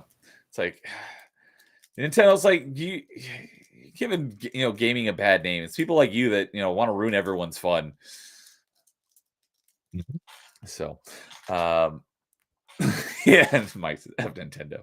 So all right. Well, with that, we'll go ahead and move on to our number. Oh shoot, I forgot to write the timestamp for number 3s. Shoot. I'll have to go back and get that later. So that will bring us into our number 2s. Let's see here. Oh, wait. No, never mind. I guess I'll go ahead and kick off our number 2s. So, yeah, make sure I got the right one. So this is a perfect opportunity to show off a really awesome thing that showed up in the mail today, or not today, Tuesday, because it was it's been delayed like multiple times. When I found out about it, it was supposed to release in June of this year, and it finally just released on Tuesday. And I know some other people who it arrived as well, but I used my birthday money this summer to pre-order it, and it showed up in the mail. And that is the Metroid Prime art book. And this thing is quite beefy. And this is like a coffee table book. So obviously my number 2 pick is coming from the Metroid Prime franchise. There's actually a couple of picks you could have from this. But I'll go ahead and kind of spoil. So I have 2 here listed, but that's just because there are 2 really good ones. But the one I'm going to mention first is technically an honorable mention, but it just goes too well right now. And that is probably the longest ongoing Metroid villain. So we got, see if you can see that, is Ridley. But that's actually my honorable mention because Ridley was in the original Metroid, and Ridley's shown up in kind of like the Ganondorf of Metroid. He's been in almost every Metroid game. Not all of them, though, but almost. But yeah, I haven't even looked through all of this yet, so I've thumbed through a few pages. But here's the Ridley page. And it technically Metroid Prime, he was Meta Ridley, which is even cooler. But my actual pick is basically you're at fault for creating this character at the end of the first Metroid. And it steals your Phazon suit, and that is Dark Samus is my number 2. So, Metroid be my second favorite franchise, and this is kind of so Ridley would be like the ongoing antagonist of the Metroid franchise in general, but Dark Samus is the ongoing antagonist of the Metroid Prime games, which are my favorite of the Metroid games, because while technically in Metroid Prime 1, it doesn't show, all you see of Dark Samus in Metroid Prime 1 is a hand popping out of a pool of Phazon at the end. It's like the last scene of the game. But then it's the main antagonist through Metroid Primes 2 and 3. And I just wanted to show off this really cool art book. So it's highly glossy, so it's kind of hard to see. But yeah, Dark Samus, as you see right there, that is your first fight against Dark Samus in the footage that Lois is showing. Although that must be a modded version because it says Dunkel Samus and it does not say that in the actual game. Might be German. Oh, it could be a German one. Okay, that would make sense. And this is actually the Wii trilogy version because it's got the motion controls, which I have not played yet, but I'm very much looking forward to playing it because I want to get my hands on the steelbook of this at some point. And unfortunately, the Metroid Prime trilogy is not going to have retro achievements when Wii gets retro achievements in March, but I am absolutely positive it'll get retro achievements at some point. But Metroid Prime 3 is, because that is, just Metroid Prime 3, whereas the trilogy is all 3 games that will have achievements at launch. So I'm very much looking forward to playing through 3 again for retro achievements. But this is the Metroid Prime trilogy on Wii version that we're looking at right here, but it's still the same game. So this is your first, because in Metroid Prime 2, you fight Dark Samus, I think 4 times throughout the entire game, and this is the first encounter with her, and she became an Echo Fighter in Smash Bros. Ultimate, and I think I haven't put a whole. I've unlocked all the characters in Smash Ultimate, but I still have not played. I've only played a fraction of the amount of time with Smash Ultimate that I played all the other Smash Bros. Because that was back in the days where I had people to play it with. All of my Smash Bros. Ultimate has all been playing solo. Never actually played against anybody, so I haven't really spent a whole lot of. I spent a decent amount of time playing, just not as much as the other ones. But I do like that Dark Samus became an Echo Fighter in Smash Ultimate, and Ridley also became a character, which is really cool. But I do like, because Samus was my main in the original Smash Bros, so it was cool to see Dark Samus, who I've always been a big fan of, become a character in Smash Bros. And she's made up entirely of Phazon energy. And what stream was it? Or maybe I was talking to someone recently, but maybe it was a stream I was watching. If you read this is the second encounter with Dark Samus in Metroid Prime 2. But if you read all of the space pirate logs, they don't realize that at first they think that Dark Samus is actually you, and they're like, what is it? Summarizing is they're like, what's gotten into her? She's going like crazy. And then they eventually, figured out that that's just an evil clone of you. But Dark Samus is a cool character, and I really enjoyed the fights against her, except for the final one in Metroid Prime 2. The very final fight is kind of lame, but the first 3 are pretty good fights, because the final fight at the very end of the game, you're on a time limit, and depending on what difficulty you're playing it on determines how much time you have. And she spends most of the fight invulnerable, and you're just waiting till she does this one attack that you can actually collect the Phazon and shoot it back to her. So, but like we said, this is about the antagonists, not the boss fights themselves. So that last boss fight isn't great, but I just like Dark Samus as a character, and Samus is one of my favorite characters, and having an evil, cool-looking version of her that's based on my absolute favorite suit in all of Metroid. It's my favorite suit in all of Metroid is the Phazon suit you get at the towards the end of Metroid Prime. I'm still salty that is not a skin in Smash Ultimate. A lot of the other suits that she's had are skins, but not the Phazon suit. But at the end of Metroid Prime 1, the Metroid Prime latches onto you and steals your Phazon suit, and that's how Dark Samus comes to be. And so, yeah, she's crazy and basically a crack addict when it comes to Phazon, and just is addicted to it, and the power it gives her. But it eventually leads to her downfall. But I love Dark Samus as a cool character. Another one. You telling me the moral of the story of Metroid Prime is don't be a junkie? The argument could be made that is the moral of Metroid Primes 2 and 3. I've never thought about it that way, but you definitely could say that. I did see someone talking about it on a Reddit post about antagonists, and argument could be made for the SAX from Metroid Fusion, but that's only in one game, but is also a very similar, where it's an evil version of Samus in the 2D games. That argument could be made for that one as well, but I like Dark Samus way more. But if you're Dark Samus isn't actually scary though, but in the SAX in Metroid Fusion actually is scary because it's just so much more powerful than you. So every time that you encounter it, it's like you have no choice except to run until the very end of the game. You can stand a chance against it. So that could also be. It's like a horror villain, basically. It is, because you have to run and hide. And Metroid Fusion, despite being bright and colorful, has, when you encounter the SAX, it is kind of like it has some slight horror vibes. Oh yeah. But I'm not up for spooky. Not that I'm like scared of SAX, but it is funny. Like, because some of the encounters with SAX and Metroid Fusion, you can actually get by without alerting the SAX, but some of them you have to, and she's chasing you, like, oh crap, oh crap, oh crap, oh crap, oh crap, oh crap, oh crap, and she'll kill you in like 2 shots because she's just so much more powerful than you. But SAX is not my pick, and Meta Ridley, or Ridley in general, is my honorable mention. But Dark Samus is my number 2.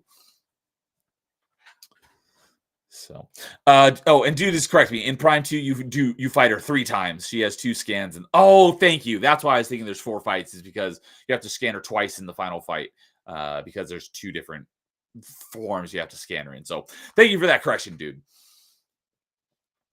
So, and this is this footage right here is right after you beat the Emperor Ing, and then you have to then you have the escape sequence, and you have to fight Dark Samus for the 3rd time before the time runs out. So, anybody else on Dark Samus? All right. Not really. Nightmare said, "Did someone say dunk?" Unfortunately, yes, Dunkachino. Remember when they teased Ridley in 4, but then said, "Fine, he's a playable character." And all. Oh, in Smash 4. I thought it was about Metroid 4. It's a skin in. Yeah. Oh, really? Phazon Suit Samus is a skin in the Rex mod. Interesting. I'll have to. I was already interested in checking it out, but now you've definitely piqued my interest even more. So, see, the fans are better than Nintendo. It's just how it's always been. Yep, can't argue with that. Another good antagonist is Mr. Negative from Marvel Spider-Man. I don't know who that is, but I bet Nightmare does. I know he's a huge fan of Spider-Man, but he says Green Goblin is better. And Venom, that's another good one as well. So, all right. I had one thing. I don't remember what happens at the end of Prime 3, and we have Prime 4 coming out soon. Do you think Dark Samus is going to come back or no? I did just recently finish all of the Metroid games, and I finished with Metroid Primes 1, 2, and 3. I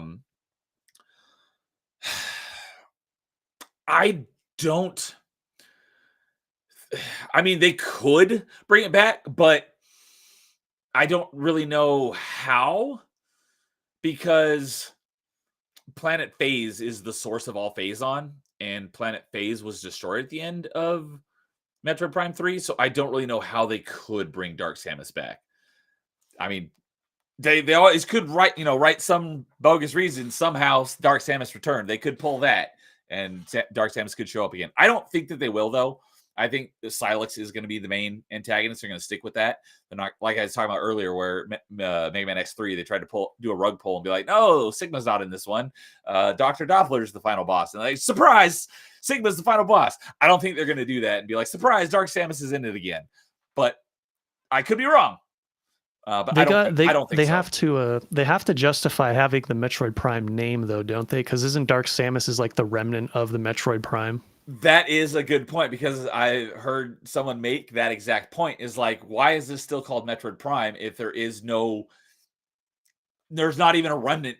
Yeah, exactly. Like Dark Samus, because Metroid Prime, you killed Metroid Prime in the first one, but that became Dark Samus in 2 and 3. And now if it is gone, then there really is no more any version of Metroid Prime in existence. So why is it still called Metroid Prime 4?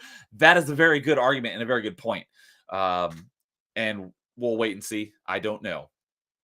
They're going to do some sort of retcon. Oh, Silex was watching the whole time and stole the genes from Dark Samus's remains or something. Who knows? They could. It doesn't really matter to me. I just need more Metroid Prime. I just hope it's good. So that's what matters. Yes. The Metroid games are another series that I've kind of like Mega Man. I've never played it for the plot.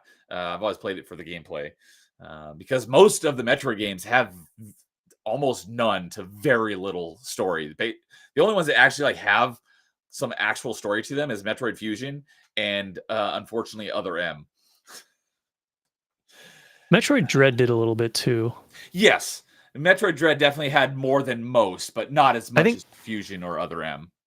I think in spite of how little story there are in the games, I still think like the overall premise and plot and everything is still really interesting of the series. Actually, Metroid Prime 3 has a decent amount of story in it as well. There's actually NPCs that you interact with and talk to and have dialogue with. So, oh, you're thinking of story as is in terms of like dialogue and scenes and stuff like that. I'm thinking of it in terms of like backstory, like the lore in general. Yeah, which can also include dialogue and stuff too. But. Yeah, that's a good distinction. Because I think the Metroid games do have great lore. It's just there's not a whole lot of it kind of front and center in a lot of the Metroid games. Yeah. So right here's what I was talking about. Most this fight, Dark Samus is just invincible, and you have to collect those phazon that she shoots out and then shoot it back to her, and you're just waiting for her to do that attack, and all the rest of the time she's invincible. So this last fight I remember is this not fight a well-designed fight, in my opinion, especially when you're on a timer and it's RNG. I still have to go back because I still have a couple achievements left on Metroid Prime 2 for retro achievements, and one of them is you have to beat Dark Samus in under a certain time limit, or you have to have a certain amount of time left on the timer. And when they originally released it, it was even harder, and they added more, like an extra 30 seconds. Because the time limit they originally had was just like too brutal, especially when it's just RNG. It's like she may go through a whole attack cycle and not even do that attack, and you're just like wasting time. So this boss fight in particular isn't horribly well designed. It's easy, it's just not well designed. But like I said, this is about the character and not the actual game mechanics. So I still really enjoy Dark Samus as an antagonist. So So crazy though, just pull a Star Fox Adventures for Dark Samus and just shoehorn her at the end like Andross. That would kind of be funny. So, all right. Jason, what is your number 2? All right, so my number 2 is probably my favorite boss antagonist bad guy on the list.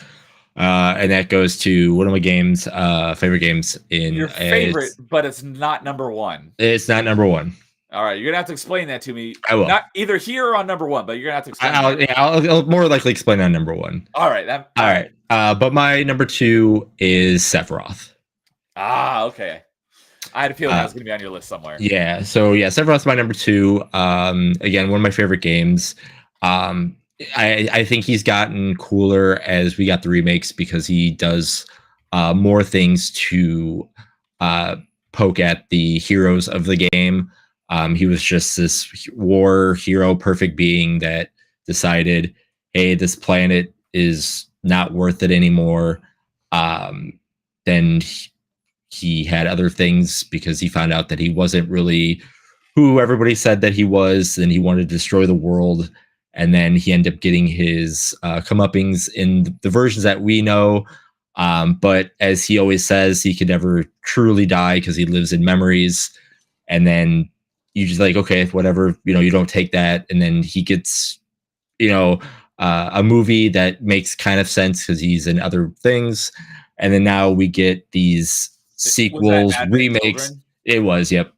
And then we get these sequels / remakes that show, oh no, he's pretty much a Terminator type being going through different worlds of the same thing, trying to make sure that he finally wins by destroying the people that beat him, and he still needs the main character's help to pretty much destroy the world and go with his plans. So as time goes, like his design's been always cool. The one-winged angel, always really cool to see that. Great way to hate him by killing one of the most beloved characters in the franchise. There's just a lot of things that he does that if you look at it his way, it's like, yeah, he has a reason to go crazy because he was lied to. He was supposed to do this. He was made from a certain thing. There's just a lot that he brings to the table that you're like, yeah, I can see why he's a villain, and he's justified. If destroying the planet wasn't such a bad thing, you could be like, yeah, you're justified for being angry, kind of thing. So, yeah, he's just been one of my favorite bosses, villains, pretty much since I first had him, in Final Fantasy VII. And as I get older and I see what they keep doing with him, I'm like, yeah, sometimes I take his side. He should win. So, I know that so while we're on the topic of Final Fantasy, because I've been hearing this Final Fantasy intergrade lately. Mm-hmm. Because there's Final Fantasy Remake and Final Fantasy Rebirth. What the heck is intergrade? Intergrade was the DLC part. It's just part of the story. And just separate from the cloud and stuff like that. So there was just the Intergrade story was like the Wutai War and everything like that. So is Intergrade a DLC that requires one of the games to play, or is it its own standalone thing? Standalone. Okay, and where does that is that like between? Because Intergrade is the new Final Fantasy VII, right? Well, Remake is the new one. Intergrade is while Remake is going on, but before Rebirth. Okay, so I was like, I just want to make sure Intergrade is in the modern Final Fantasy VII, not like way back in the original PS1. Well, I mean, Final Fantasy VII. Part of the Intergrade story has original stuff in it, right? But I just meant if you play Intergrade, it looks like what we're looking at here on Lois's screen, right? Yes. It's not like the graphics of PS1. No, it looks like that. Yeah. Okay. And it kind of takes place between Remake and sort of. Yeah, it runs a little parallel. Okay. Because I heard that one is coming to Xbox, and I was like, what the heck is that? So I just wanted to get some clarity on what the heck Intergrade was. Yeah. Okay. So, how do you like Sephiroth? Slightly going off topic from the actual character to more gameplay mechanics, but how do you like him in Smash? Yeah, he's awesome. Like his introduction to the game is one of my favorite trailers. Okay. Like I never thought he would be in there. I never thought we would get Cloud in there, let alone we got two characters from that franchise, and they're both awesome. Especially like his final Smash, having his final attack from the original game is like Supernova is insane. Okay. Oh yeah, I just pulled it up here. So it's coming to Xbox, but it's not released yet. No, I think it comes out at the same time as it comes out on the Switch 2, which is next year. Okay. Yeah, I'm not surprised. I'm not seeing a release date here. I think January, February.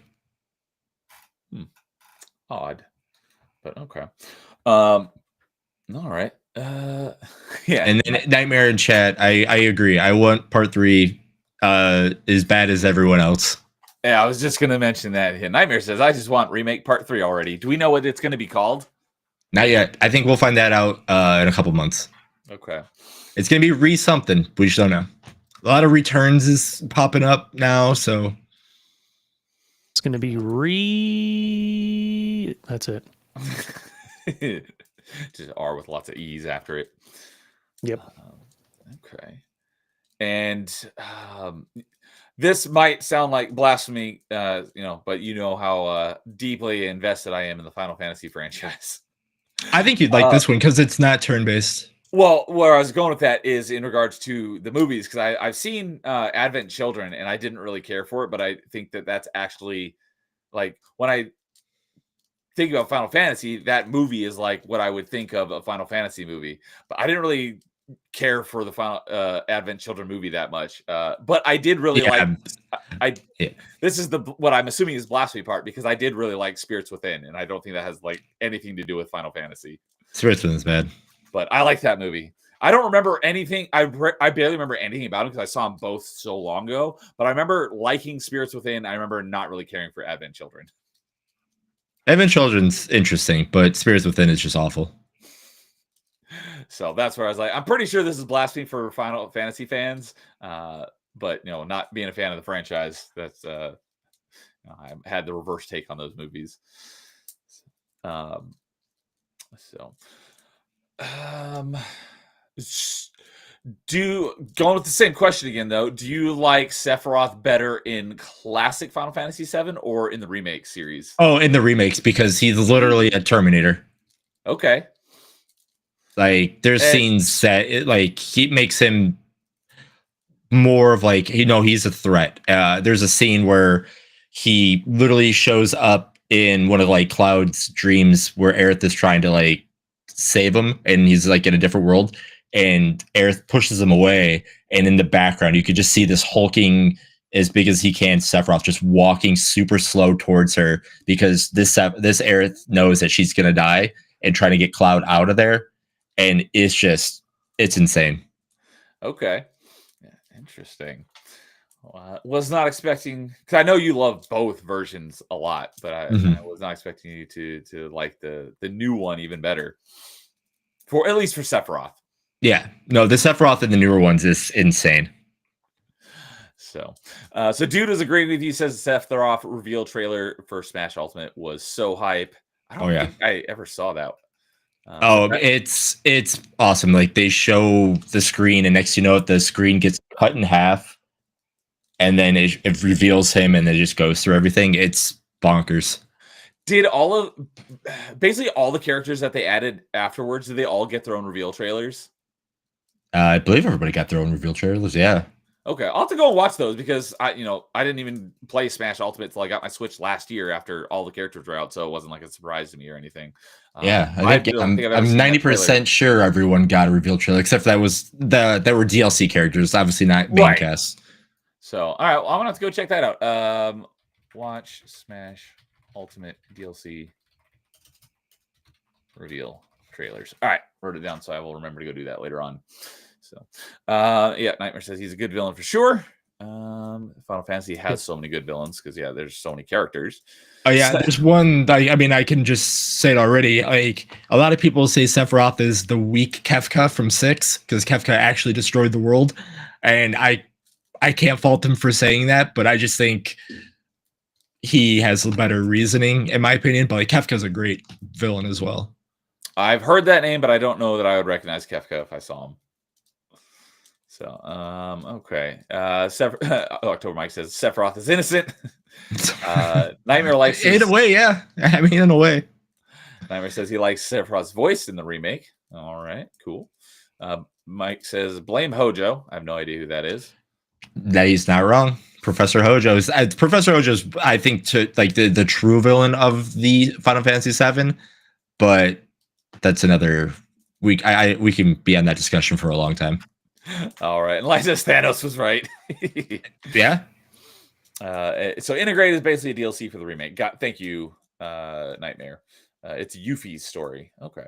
Integrate is a mini story during the remake. DLC campaign. Just want the part 3 already. Funny, One Wing Angel in remake was called Rebirth, and that name got adapted for part 2. Yeah, there's the fun thing about the new games is there's so many theories that people put together, and it's one of the best things to talk about. So and the people who are making the game, they know that too, so they drop little subtle hints in song names and then in stuff that they sing, so you can piece it together. And there's so much stuff that they give, and we just have to wait until the game comes out to see who was correct and all that stuff, but it's fun talking about. Okay. And we see Barrett right there. So Mike says, want to know something? I met Bo Billingsley, the original voice of Barrett. Very nice. Awesome. So Nightmare says, I totally see the Terminator comparison. Nice. He's like a Force ghost. All the DLC characters got a reveal trailer except Piranha Plant. Thank you, dude. And Kefka was experimented on and became a madman. All right. Let's see here. Then that leaves us, unless anyone has anything else to say about Sephiroth. I do have him in my honorable mentions as well. All right. I've only played the original 7 though, so I can only go based off that. But I liked him a lot in that game. if you played the remakes, you would. I think he would have made number 5. So I'll wait till part 3. Mm-hmm. I am not going to start them. oh, you want them all to be out so you can play through them all back to back. Yep, I don't want to be in that position. It's fun though. It's Understandable. It's really fun being in the discussion about it. Like the games are great and fun and playing, but like the talking about and waiting for the next one is I think it's just as fun. Yeah, all the theory crafting and stuff. Mhm. So I don't do a lot of that. Maybe that's a personal fault of my own. Yeah. Oh well. all right. Well, Los, what is your number 2? Oh, my number two is a very, very simple one. Probably one of the funniest villains ever in video games, in my opinion. You guys want to take a guess at who that might be? GLaDOS. Funniest villains. No. Oh. I haven't played those. What? We must change that. No. I'll play co-op with you once you get through Portal 2. Funniest. I have something in mind, but I don't think it would be a game that would be up your alley. It's definitely I think it might be Jason's number 1. But we shall see. So I don't want to spoil what that is, so I'm not going to make a guess. Oh, Yeah. okay.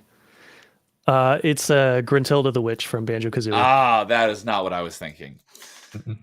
I love Gruntilda so much. She is so hilariously stupid and ridiculous and disgusting in all the right ways.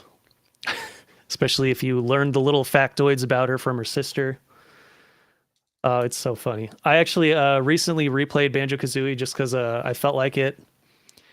I don't think that game is as replayable as a game like Mario 64.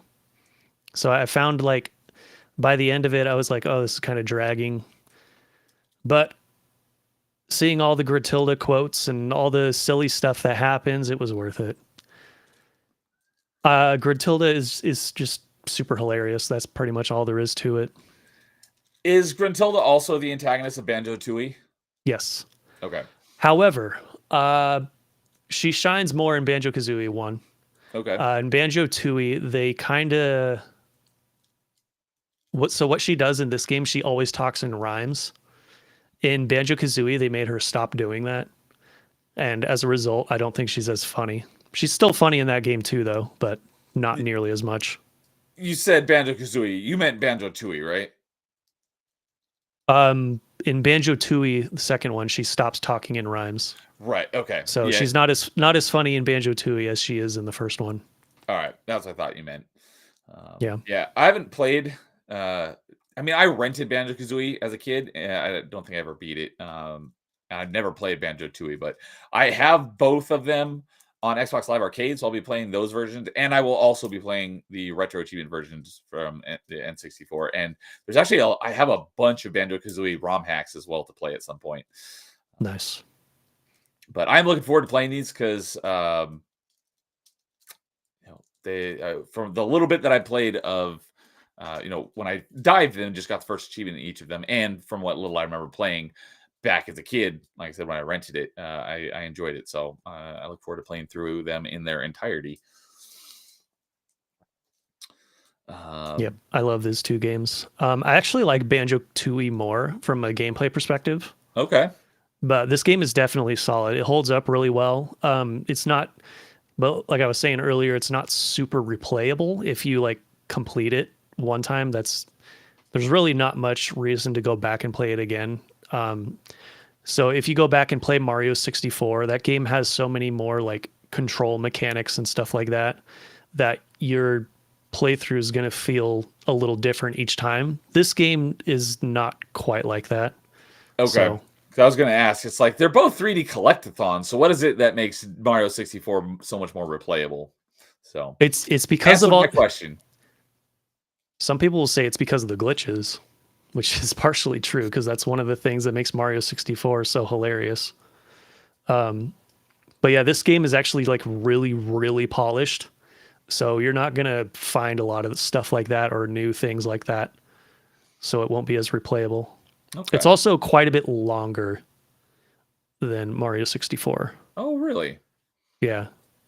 If you're going for 100%, I don't know about like Which just I so will be normal. doing. Well, actually, if you're playing Banjo-Kazooie, you have to like almost 100% the game just to beat it anyway, so it's going to take longer.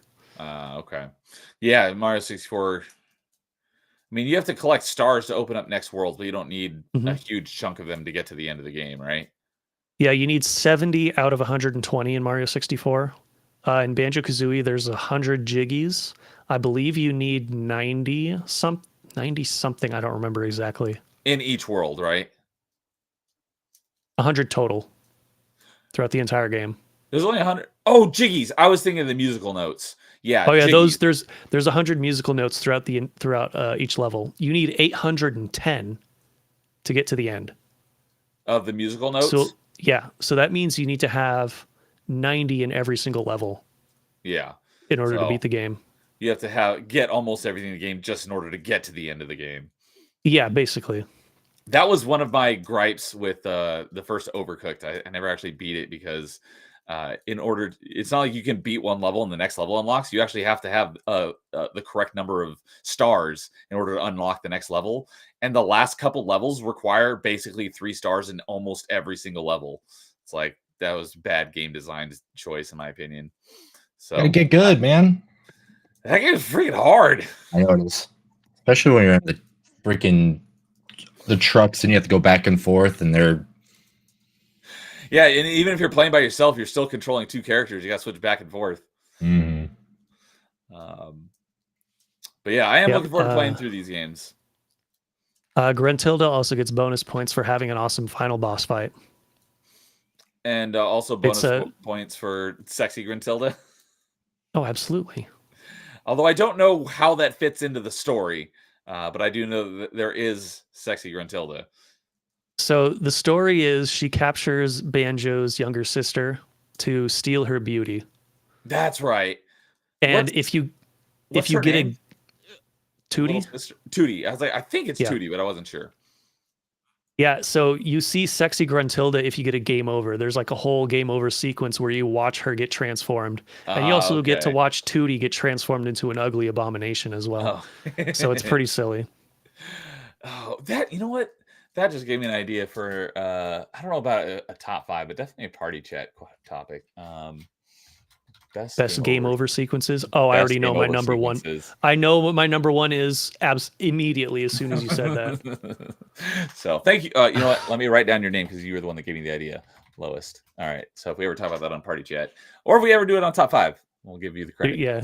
There's a very obvious, very easy answer to that one, but I'll save it for the topic. I have something that immediately pops into mind, but I'd have to go and do some homework to see if it is actually number 1.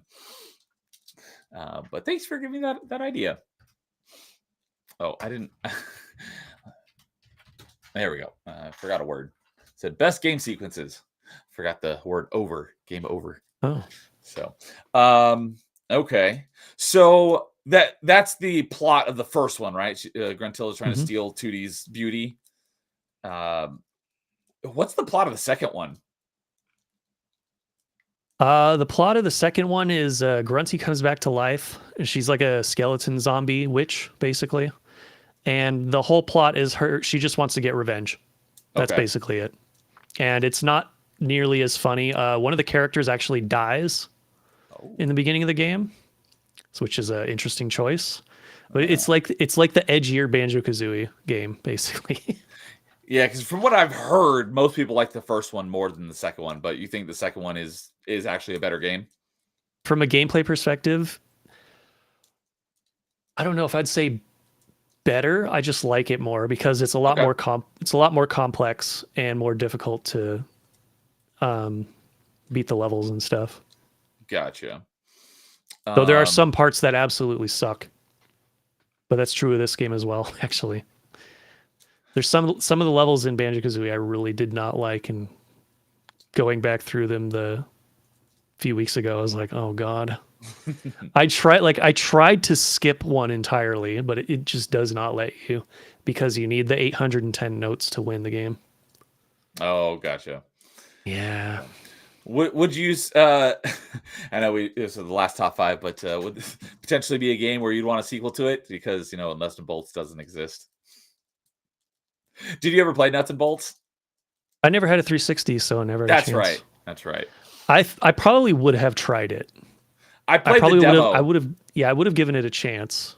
From what I hear, it's actually like a decent game, just not a good banjo game. Yeah, that's what I keep hearing. Like as a game, it's fine, but as a banjo game, it's like, what are you doing? Yeah. So I've played the demo on the Xbox magazine disc way back in the day, but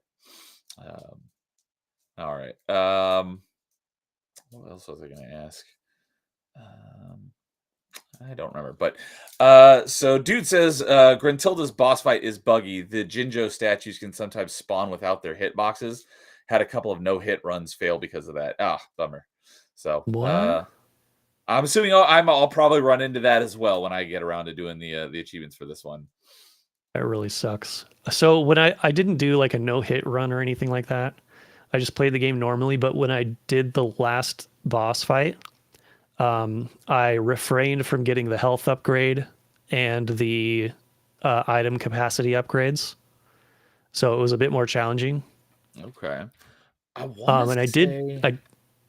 that the retro achievements has an achievement for beating the game without upgrading your health. Okay. But sound like you were about to say doable. one other thing. I forgot what I was going to say. Oh, let's see here. There is an achievement for beating Grunty without taking damage. Complete the game without extending the life bar. Yep, that's the one. Collect all Mumbo tokens. That's missable. So I guess those... that sounds surprising for a collectathon, having missable collectibles. Do you know why that's the case? The Mumbo tokens are missable? Since No. you just played it? Okay. I'm trying to think of a place like in the game where you can't go back to, and I can't think of one. Or maybe there's something you have to do to unlock one, and if you miss the timing. So yeah, I don't know. Or it could be like a platform that moves and you can no longer get it. Yeah. Something like that. Oh, that was one of the other things I was going to ask you. Because one thing that I remember from I don't remember if I ever did this as a kid, but I remember seeing this on videos, is that there is a place that you can go and put in cheat codes on the ground. And if you do too many, Grunty will delete your file, your save data. Did you know about that? I probably knew about that, but I don't remember it. Yeah, if you because I think it's like on this beach level, and you go into this cave, and there's all these letters on the ground, and you have to do the ground stomp attack, and you can spell stuff out and do cheat codes. And I think every time you do one, you hear Grunty like berates you, and she's like, if you do too many, there'll be consequences or something. I think it's if you do a third cheat code, you'll get your save file deleted. Yeah, I remember how to do the cheat codes and stuff like that. I just don't remember the file deletion thing. Yeah. It's probably it's too long ago to remember for me, I guess. So dude's coming with clarification on the Mumbo tokens. There's one Mumbo token in the pyramid you drain the water in, and it can't be reached once you drain the water. Okay.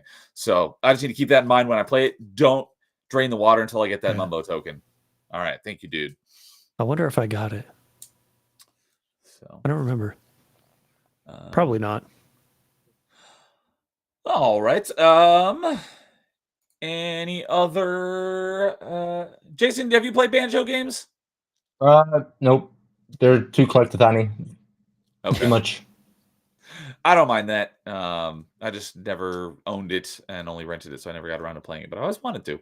So yeah, it's too much. If I miss something, I wouldn't like it. So yeah. Whoa, hold on a second. Too collectathon-y. I'm getting mixed up, but didn't you play Donkey Kong 64? I don't like Donkey Kong 64. Oh, okay. I was like, I thought you liked Donkey Kong 64, but okay, that makes sense. I love Donkey Kong 64. That is also a 3D collectathon of collectathons. So, all right. Okay.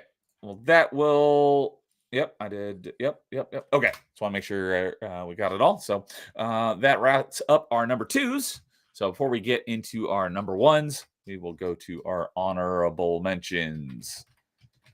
So, anybody want to go first? I can, I guess. Yeah. So a couple of mine. I had Sigma as well in my honorable mentions. I had Dr. Wily as well. GLaDOS, as we had just got done mentioning. I got to call up my Resident Evil guys, so I put Nemesis and I put Wesker. They just fit that game really well. Okay, then, I thought Wesker was going to be your number one. No. Wesker is a villain, but he's a villain. And then my two other ones, one was Pyramid Head. I just like the design and what it represents. And then one that I put on here, just because I thought it was funny and we were talking video games. I saw it mentioned on somebody's list, and I was thinking that wouldn't make the list, but it'd be really funny to say. Somebody put the camera, and I agree. The camera is one of the biggest antagonists in video game history on certain games. That is a really good joke. That's very answer. true. Oh, that happened to me while I was playing Banjo-Kazooie, actually. That camera is awful. Mm-hmm. And I think it might be worse than Mario 64. I was just going to say, aren't the cameras in Mario 64 and Banjo very similar? I'd say so. A lot of people say Mario 64 was worse because of how limited it is. But I think Banjo-Kazooie, the camera was screwing me over so much in that game. Way more than when I replayed Mario 64 like right before it too. Okay. And I really noticed how bad it was. Yeah, that's another one I'll be playing through soon-ish. Somebody make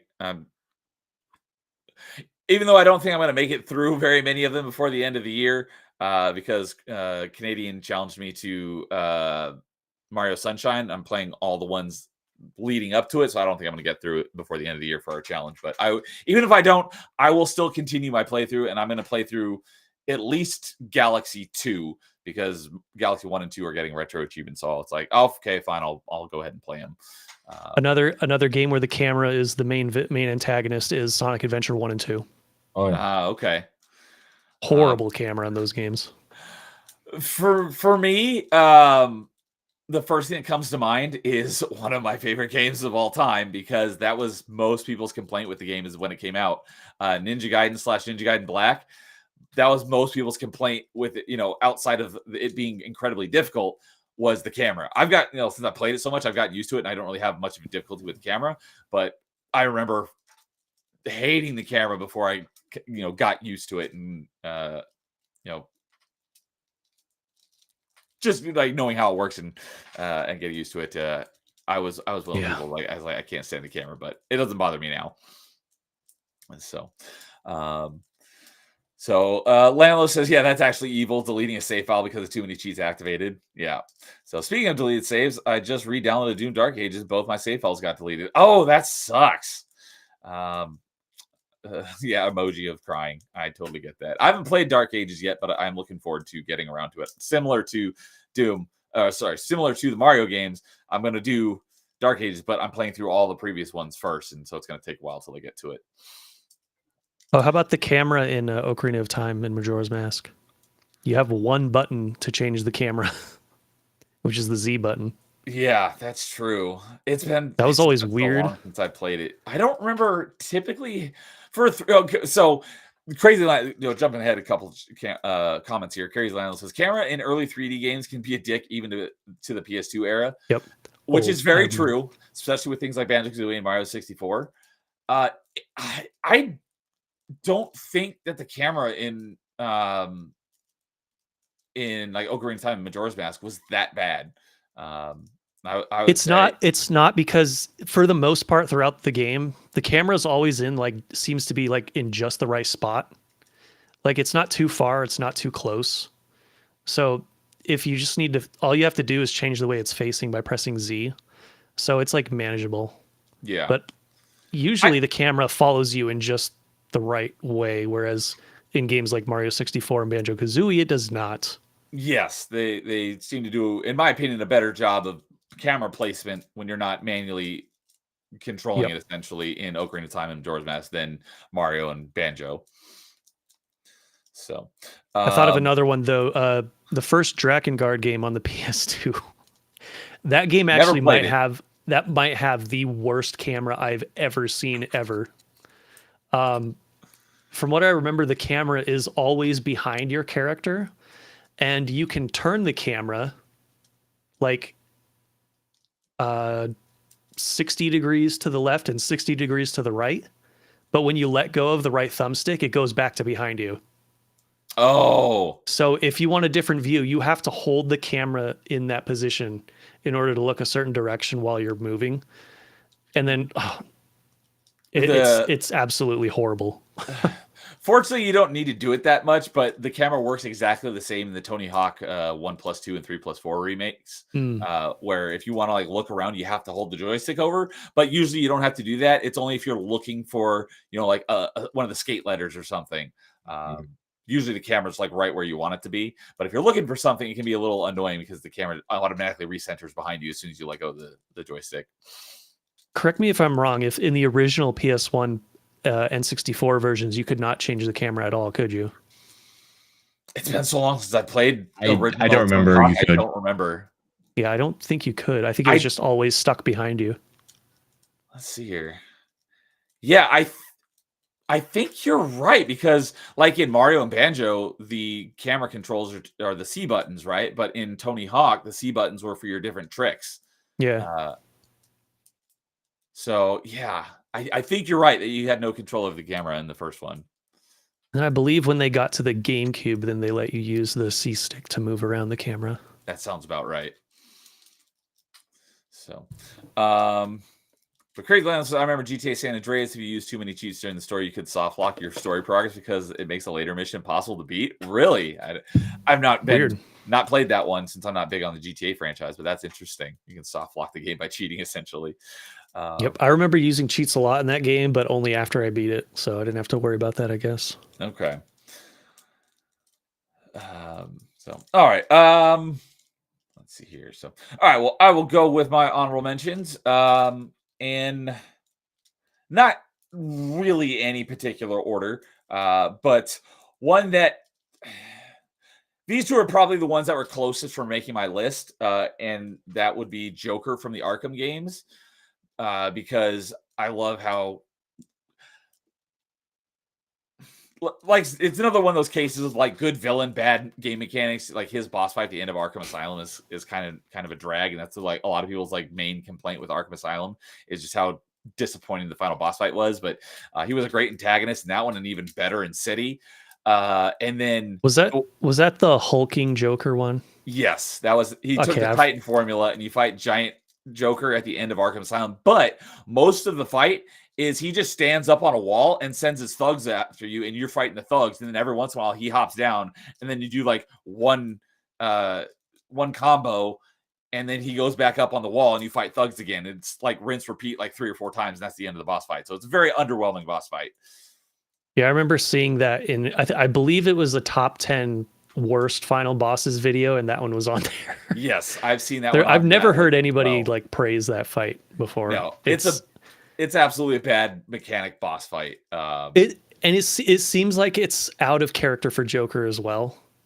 That's another point people make is like it isn't something Joker would do. It seems ridiculous.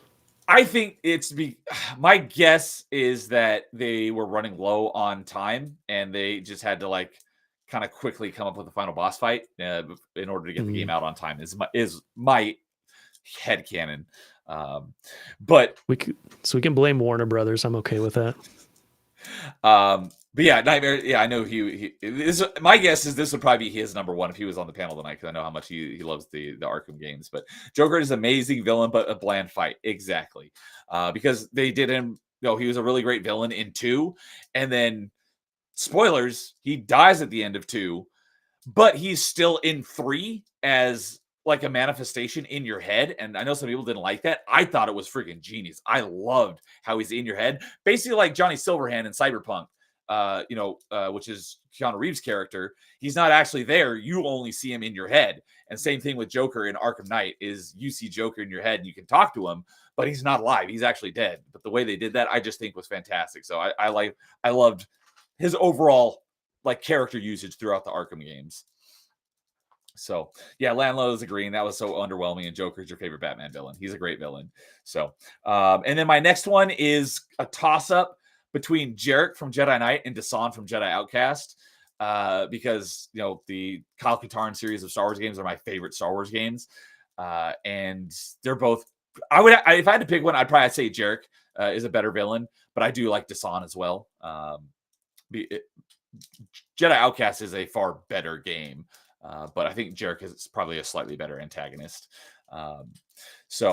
Another one, I'm not a huge fan of this franchise, but I'm enjoying it much more playing through it with Jason. But the villain is absolutely fantastic. It's Handsome Jack. So because I'm not a huge Borderlands fan, Handsome Jack is in my honorable mentions, but he's a great villain.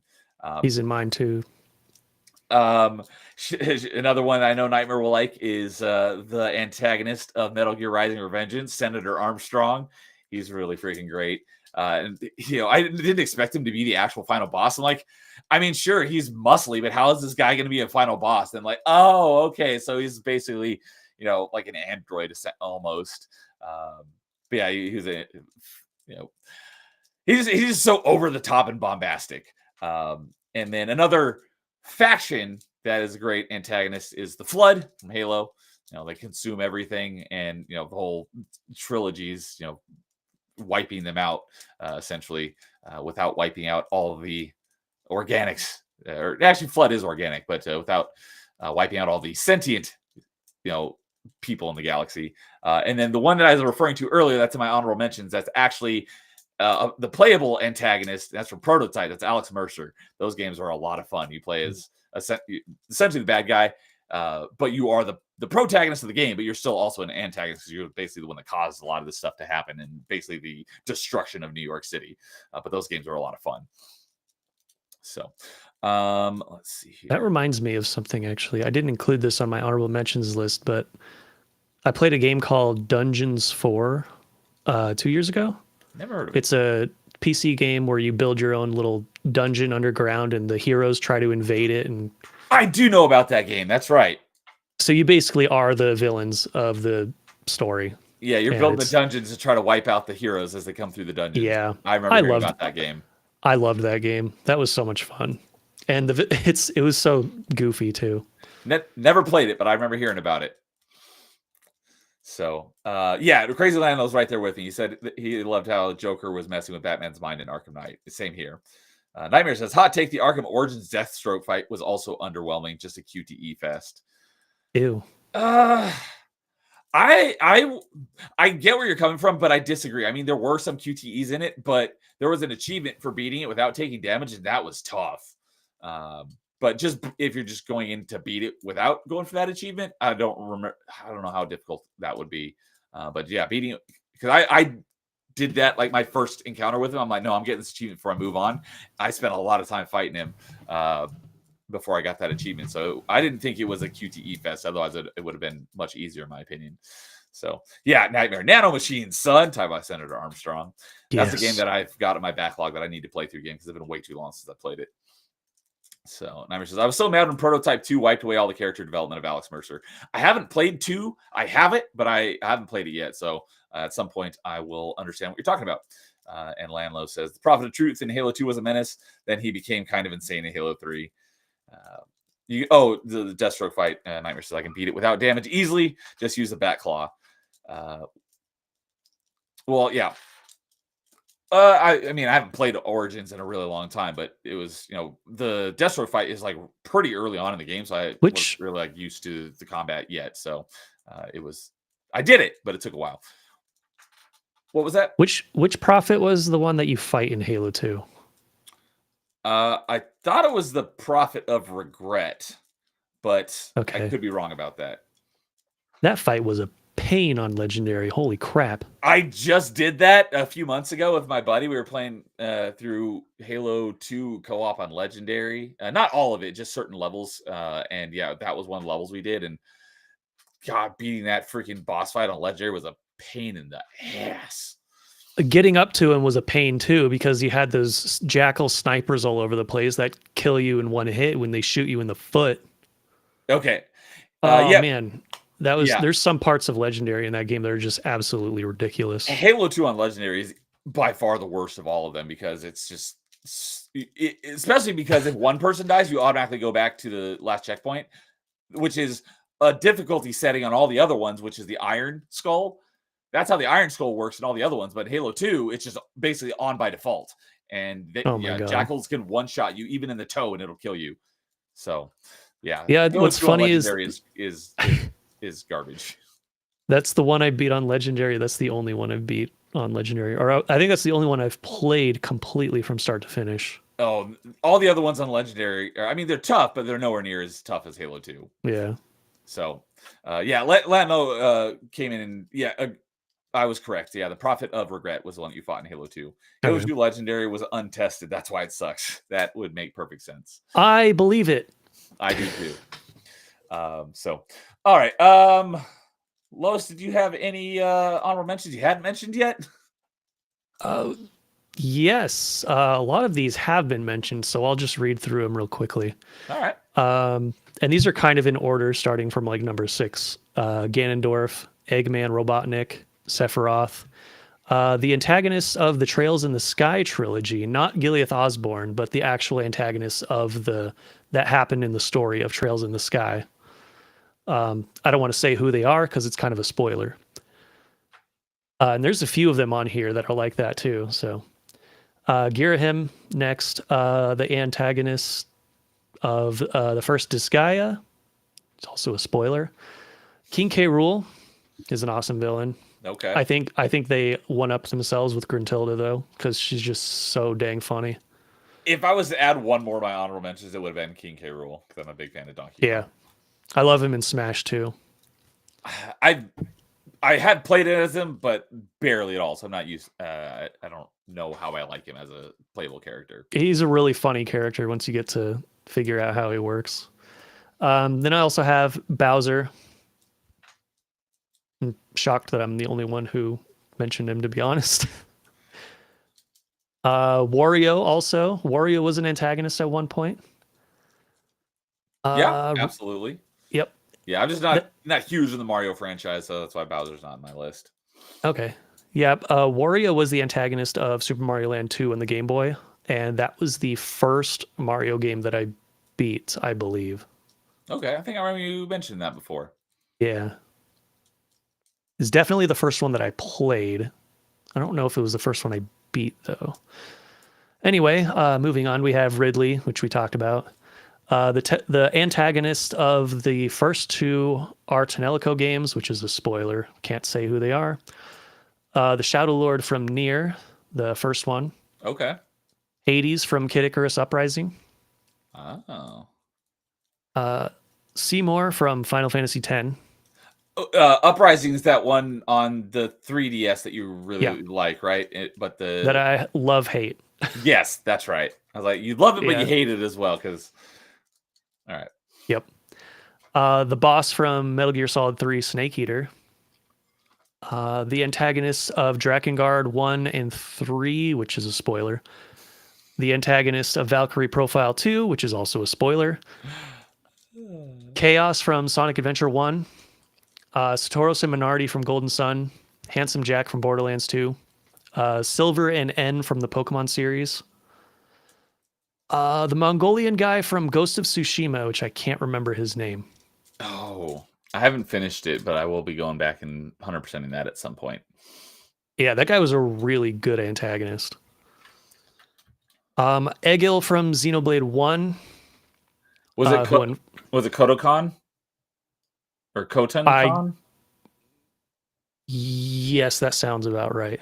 Yeah, I just Googled Ghost of Tsushima antagonist, and Kotan-Kon is what comes up. Yeah, that's him. So, sorry, what was that last one that you said?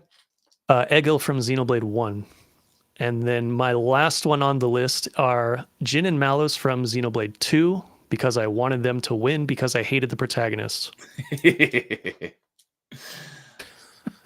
All right. Well, you had quite the list of honorable mentions. First, you Mongolians. Yeah, we said Mongolians. I'm thinking of the City Walk guy from South Park. Oh, yep. I hate Mongolians. Oh. And yeah, half your list is I can't even tell you who they are because it's a spoiler. Mhm. That's great. Oh, Light said it as well. Mongolians. Yeah, he was peak. Will not play Ghost of Wokai. To each their own. That was one of the things. Mongolians. Like, I had to put big, giant, blazing spoiler warnings when I was making my JRPG antagonist video, because some of them, like, you don't know who the antagonists really are until a certain point in the story, and then if you tell someone that before they play it, it's gonna spoil the entire game, basically. Yeah, understandable. So, all right. Sorry, Jason, did we get all your honorable mentions? Okay, I wasn't sure if I actually cut you off and then got distracted and went to Lois without letting you finish. So, all right. Then with that will bring us into our number ones. So, let's see here. I think I'll go ahead and go first, and then Lois, and then we'll finish off with Jason. So, so mine is also somebody that we've mentioned a couple times. I think both of your honorable mentions, but Ooh. we got right here, not this, but from Portal, GLaDOS. Yep. So I was going to sing the song. This is a triumph, but I don't really sing that much. But yeah, GLaDOS is, I put that when we did this topic on Party Chat a while ago of like favorite antagonists, and GLaDOS was also my answer then as well. So I automatically knew what was going to be my number one for tonight for top 5 antagonists. And this is what I was thinking of when you said funniest antagonist earlier. I was thinking of GLaDOS because she's just one of the most well-written antagonists of all time. And I just love the frenemy relationship you have with her through both games. She's like always antagonizing you and egging you on, and then you end up having to work together in Portal 2. So in Portal 2, she's actually, that's kind of a slight spoiler as well, because she's the antagonist at the beginning of the game, but not throughout the entire game, because you have to team up with her to take on the actual antagonist. So little spoilers right there, but just how well written she is. She's constantly making jabs at you and constantly making fun of Wheatley, because that's Wheatley that we see right in front of you. This is the beginning of Portal 2, I believe. And Wheatley is a moron, so she now has someone else to rag on, and she's just such a great villain. And she gets plugged into a potato, and she's stuck to your gun for I think the entire second half of Portal 2. Just such a great, well-written character. And her boss fight in Portal 1 is really great, because I really love well-designed. I mean, it's a puzzle game, so it's obviously going to be like a puzzle boss fight, but I really enjoy, because I love puzzle games, I really enjoy puzzle boss fights. And they did the same thing in Portal 2 with a puzzle boss fight, because you only have a portal gun. You don't actually have an actual gun. So, the boss fight in both of them are puzzle boss fights, and they're both really good. So the mechanics, I think, are great, and just how well written she is. And in addition, it's not GLaDOS, but I love the turrets in the game as well, and the voices that they have are freaking hilarious, and they almost make you feel sorry for them.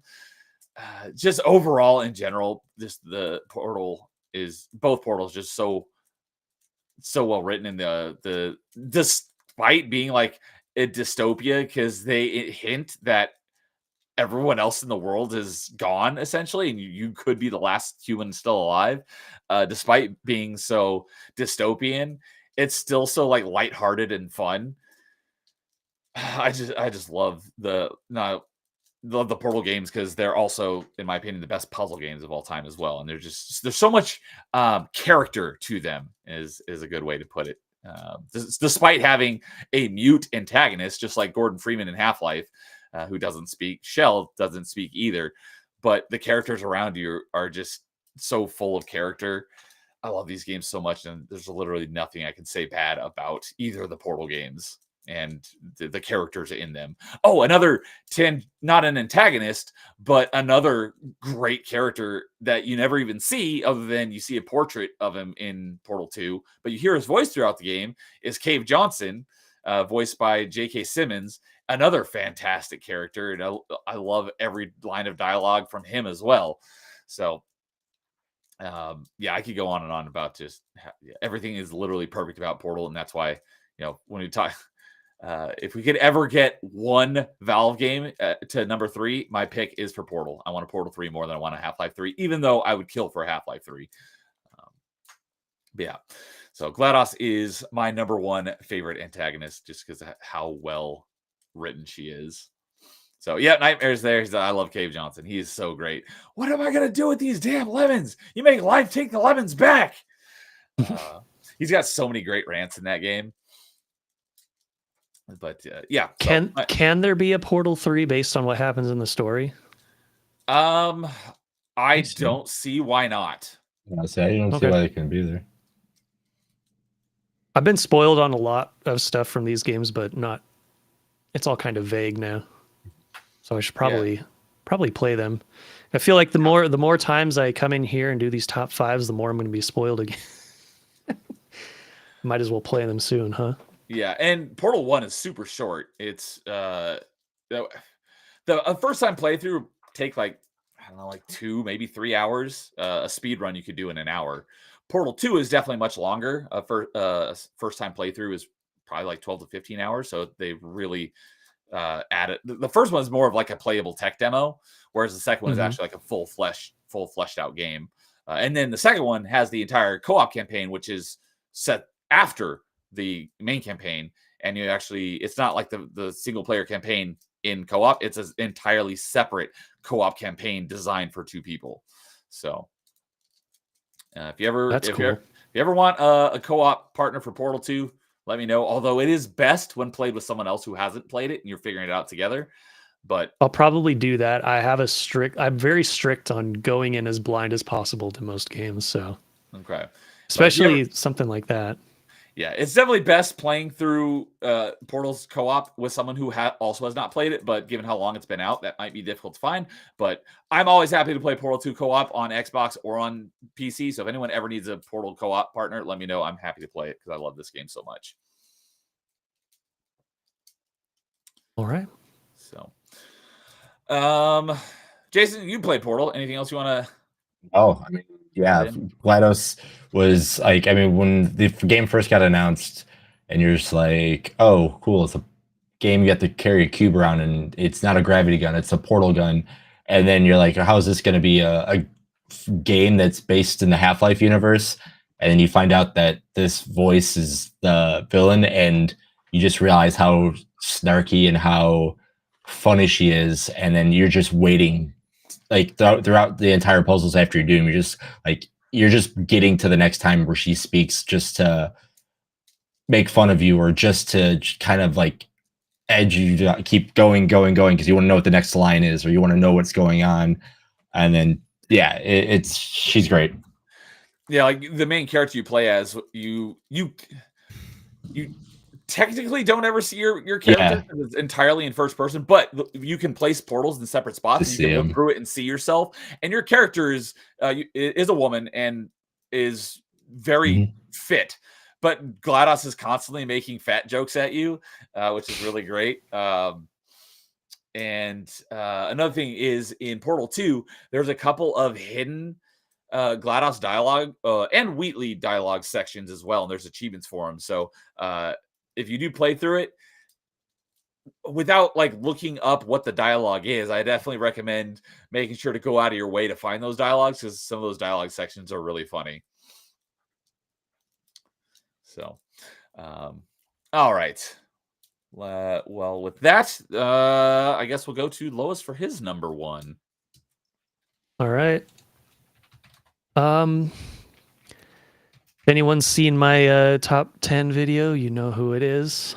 It's a character that's stuck out to me ever since I played it all the way back in 2012, and will probably always be not just my favorite antagonist, but probably my favorite character of all time. Ooh. And it's one you guys probably haven't seen or heard of. Do you guys know of Xenosaga?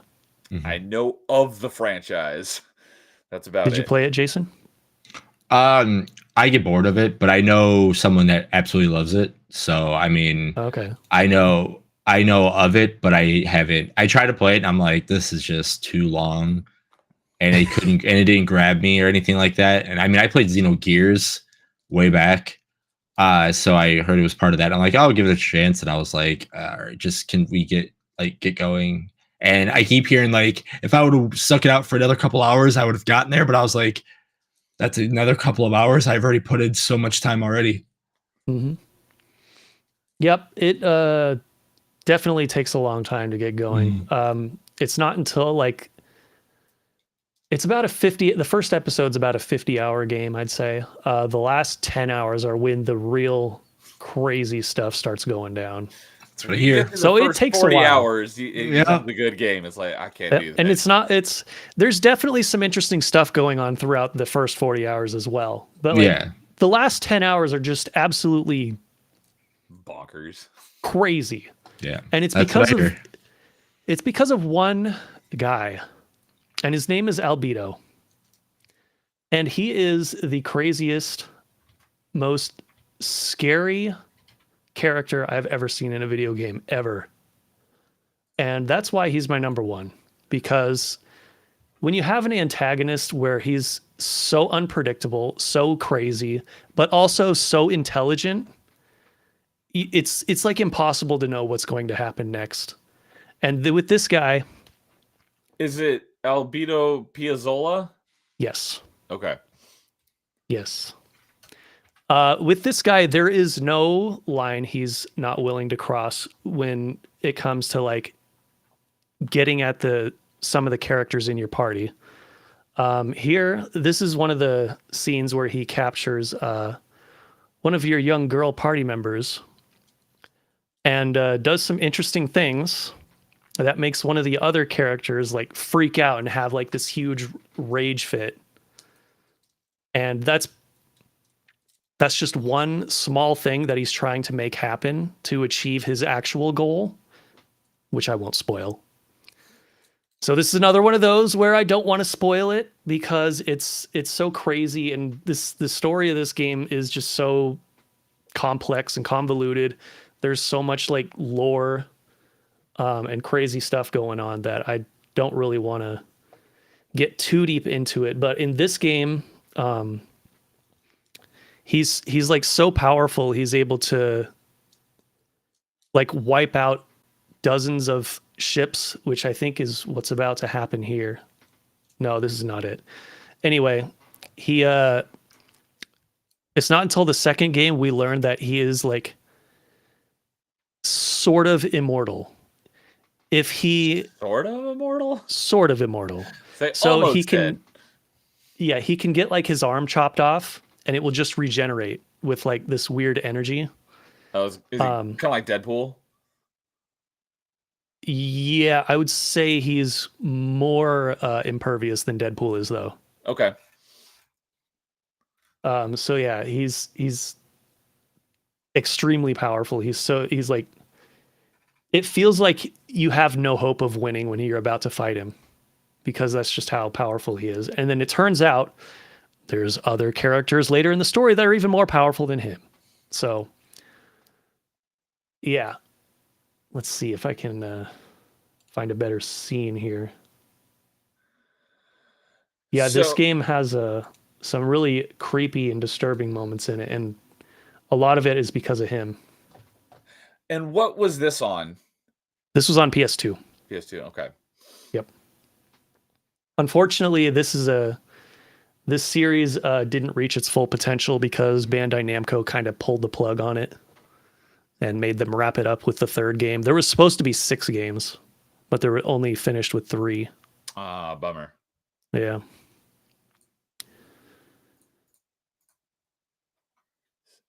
Okay, and this was Xenosaga, right? Yep. And that's one game? He is... Well, just the fact that it's called Xenosaga. Is the one game, or is the Xenosaga like a series of games? It's a trilogy. It's a trilogy. Okay. Yeah. If you wanted to, are you like trying to write down one game in specific, or? No, I'm just trying to understand, like, is Xenosaga an actual multi-series of games, or is it just one game called Xenosaga? Okay, yeah, it's a trilogy of games, but they're all part of like the same story. Yeah, okay. Yeah, just learning a little bit more about this because the Xenosaga, Xenogears are kind of loosely connected, right? That's what I've always heard. It's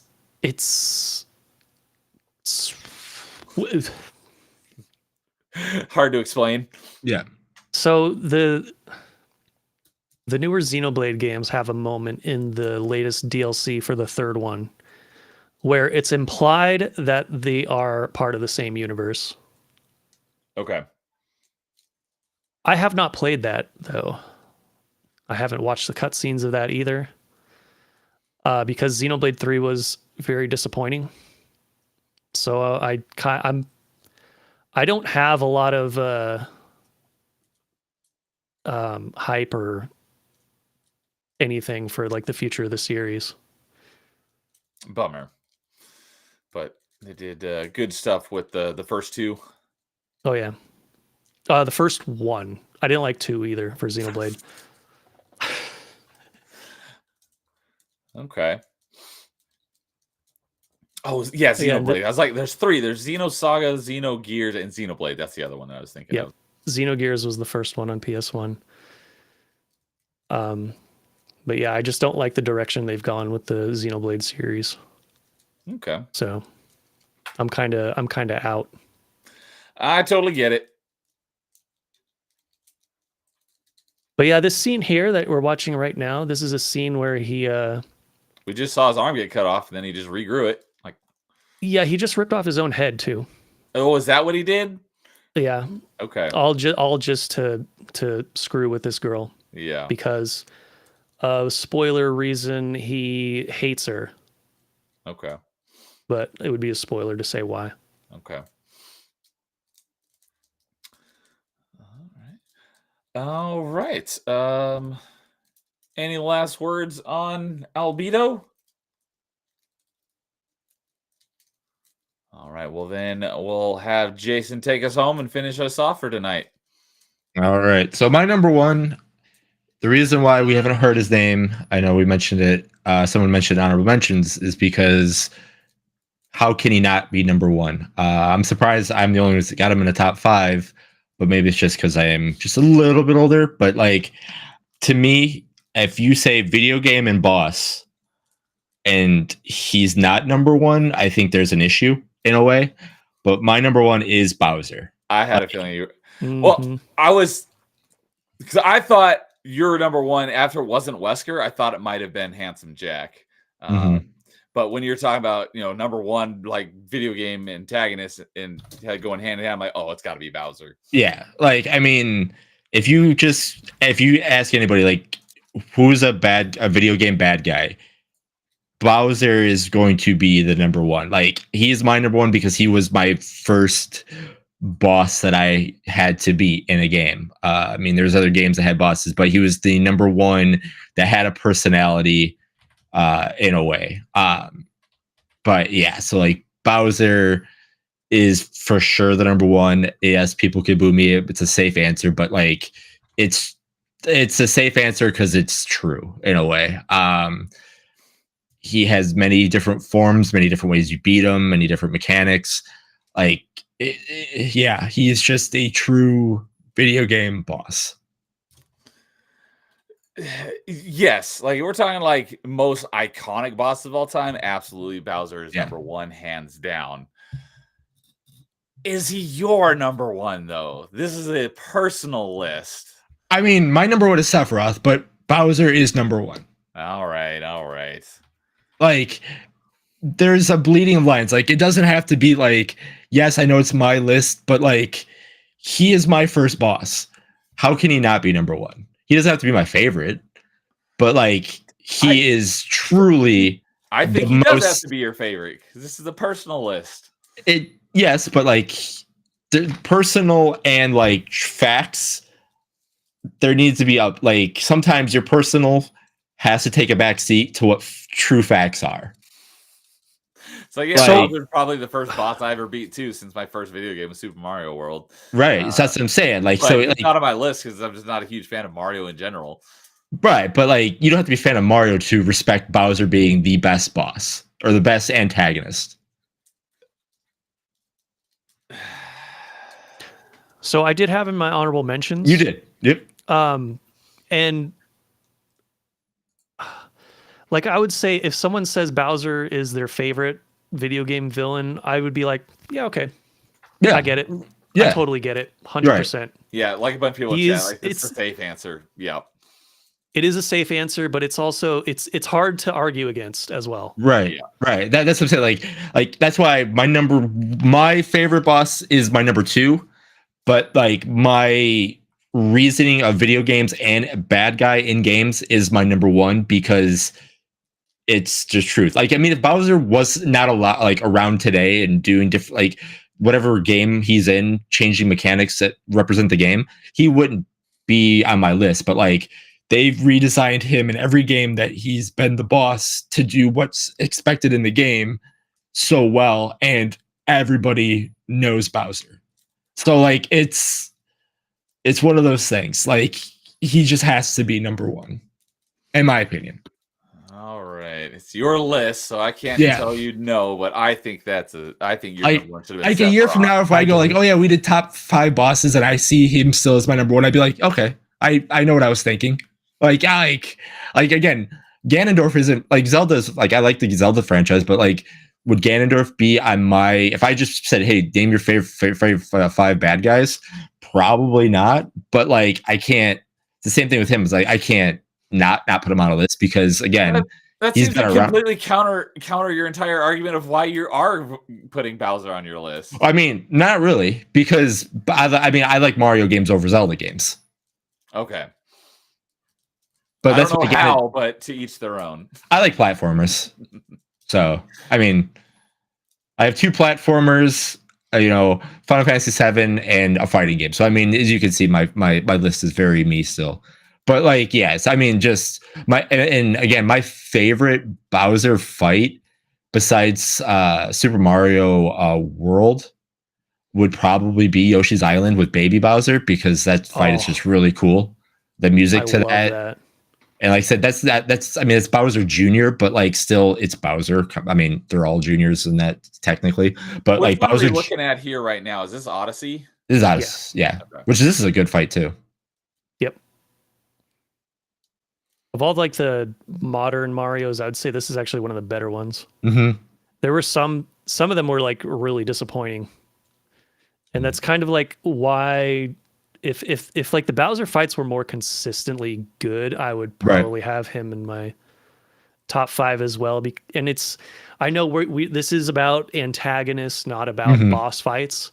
But when it comes to Bowser, his boss fight determines how good of an antagonist he is, in my opinion. Because it's Mario, it's gameplay first in every single game. Story really doesn't matter. Yeah. That's one thing that I like the GLaDOS is like it's got great written character and, in my opinion, great actual boss fight mechanics as well.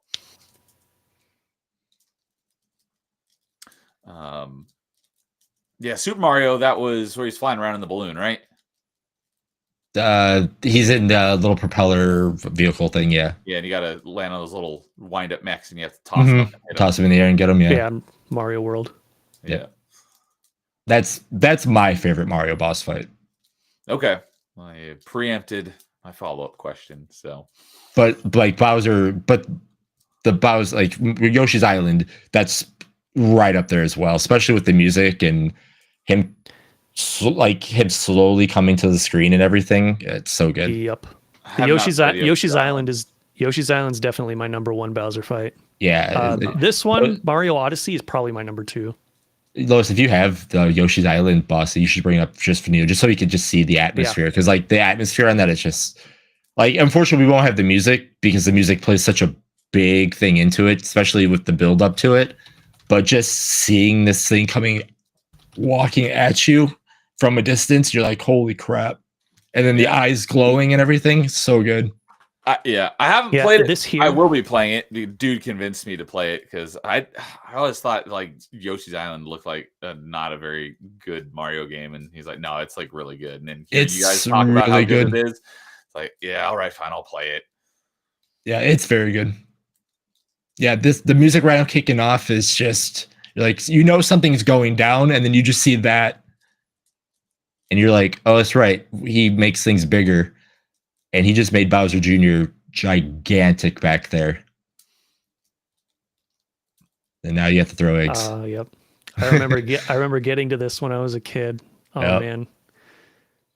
Yeah, it just felt like such a departure from how Super Mario World was. And that's what they wanted to do. Like, and it was a good departure. Back off. So you have to keep hitting When he him. starts Oh, he's charging. Yeah, when he starts charging like that, that is terrifying when you're younger. Yeah, oh yeah, because the music, like the noise and the music is just don't. You're like, oh crap, Yep. how much? So, do you have to kind of hit him off, get him far enough back in order to beat him before he comes too far forward? No, you just have to hit him 6 times. Okay. Yeah.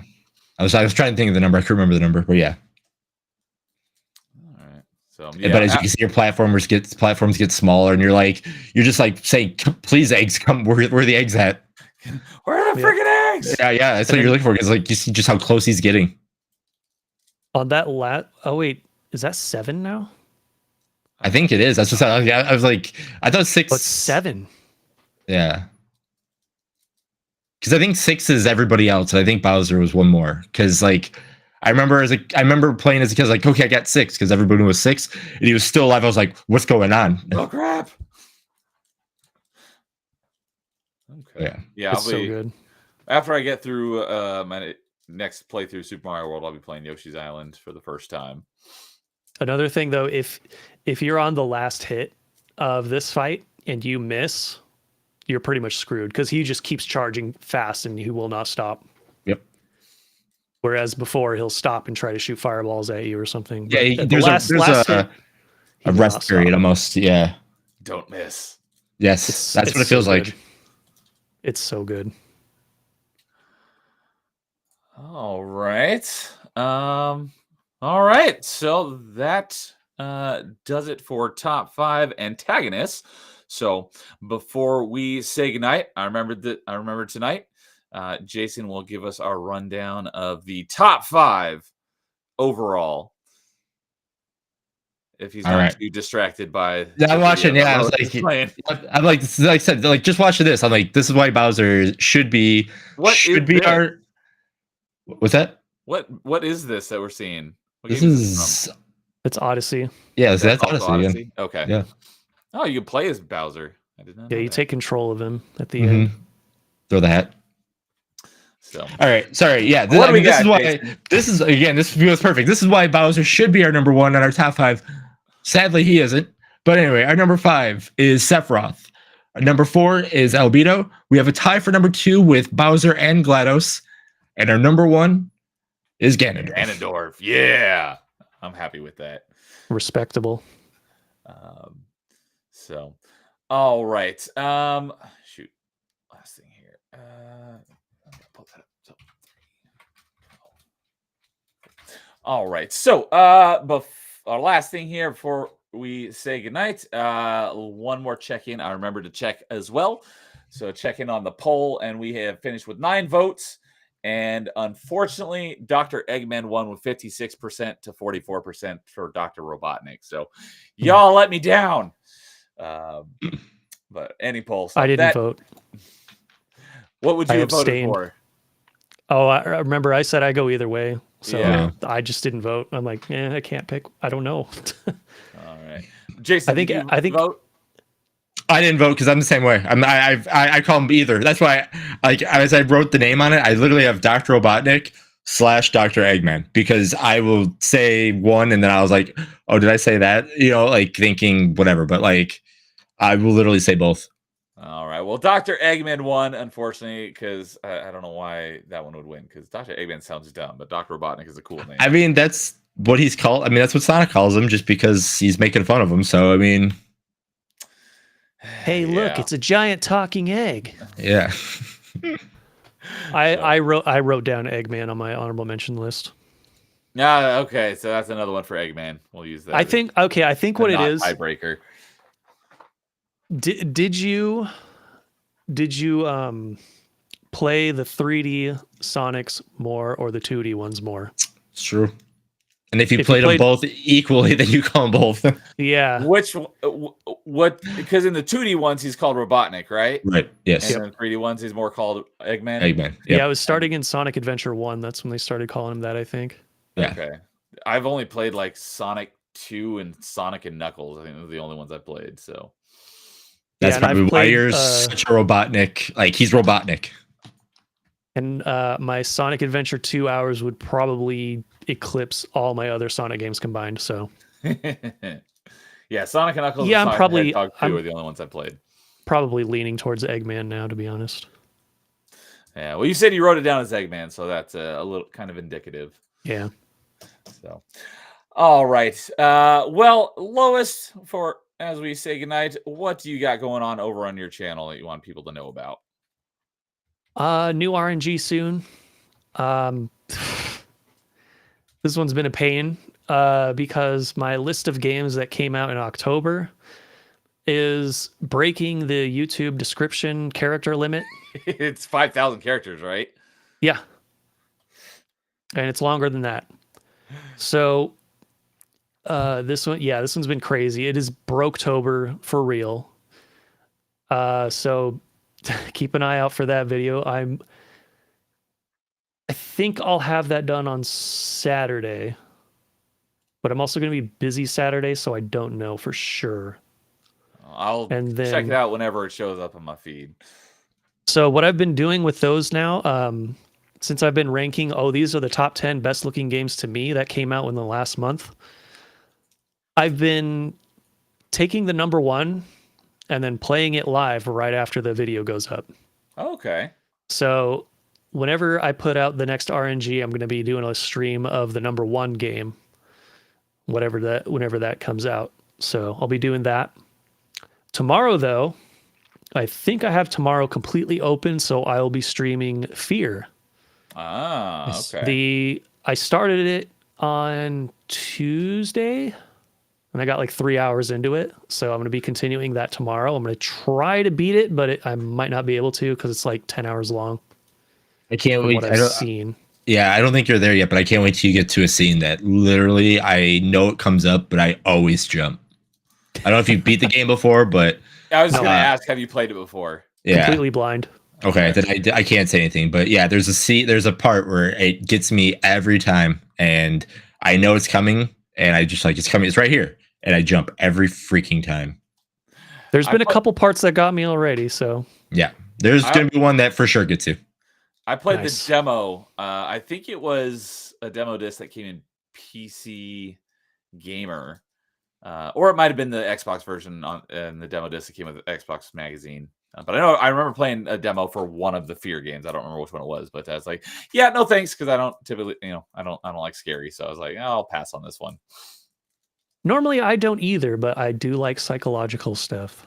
So I figured I would like this one. At some point, I will be playing through the Dead Space trilogy. So Dead Space is good. I also. I think you'd like Fear just because it's very action based as well. Yeah, that'd probably be the next like scary based game that I'd be like. So I might be inclined or convinced to try it. The shooting mechanics and stuff are definitely aged. Oh yeah. But they're not bad. They're definitely not bad. And I'm playing it on PC, the GOG version. So I had to do a little bit of fiddling to get it to work with the live stream. But yeah, I'm very bad at the action. I'm very bad at it because I don't play shooters very often. The last one I played was Trepang 2 in 2023, which is actually a spiritual successor to Fear. And that game got me a couple of times. Yeah, I've heard that it's creepy, but everything I've looked at, I'm like, this doesn't look creepy at all. But I have it. That'll be another one I'll be playing at some point. Play it. It is so good. It was shockingly good. I loved it. It was actually my number 4 game of the year, I believe. For what? And the if year you know it came any, out? yeah, in 2023. And if you know anything about 2023, that was a year. That was a crazy year. All right. Well, yeah. So Go watch my my top 24 games of 2023 if you want to find out more. Okay. If you want to drop me the link, I'll put it in the stream description afterwards. All right. And then I'll put it in my playlist and I'll give it a watch as well. So, alrighty. Well, thank you, Lois, for joining us again for another top 5. Always love hanging out with you. Yeah. So, Jason, you got anything you want to shout out? Nope, I am super busy. Unfortunately, the next time you'll see my face is probably on another episode of Top 5 whenever we schedule that and figure out what it's going to be. Yeah, so we have nothing figured out for top 5 after this one, so I don't know when we're going to be doing it and what topic it's going to be. So stay tuned in Discord, and we will we'll get that figured out and let you guys know so you guys can join us. So, but yeah, so as for myself, I am going to be doing, as I've been doing a little less streaming than normal lately. That will continue. I won't be doing as much stuff in the evening. Most of my stuff is going to be, game streams in a couple days in the afternoons for my Metroidvania Mondays, going through Prince Persia Lost Crown right now. And I've been doing Ninja Gaiden 4 on the last couple Tuesdays. So we were doing Borderlands. We will continue Borderlands. We just haven't figured out yet when we're going to be doing that, but we will continue that at some point.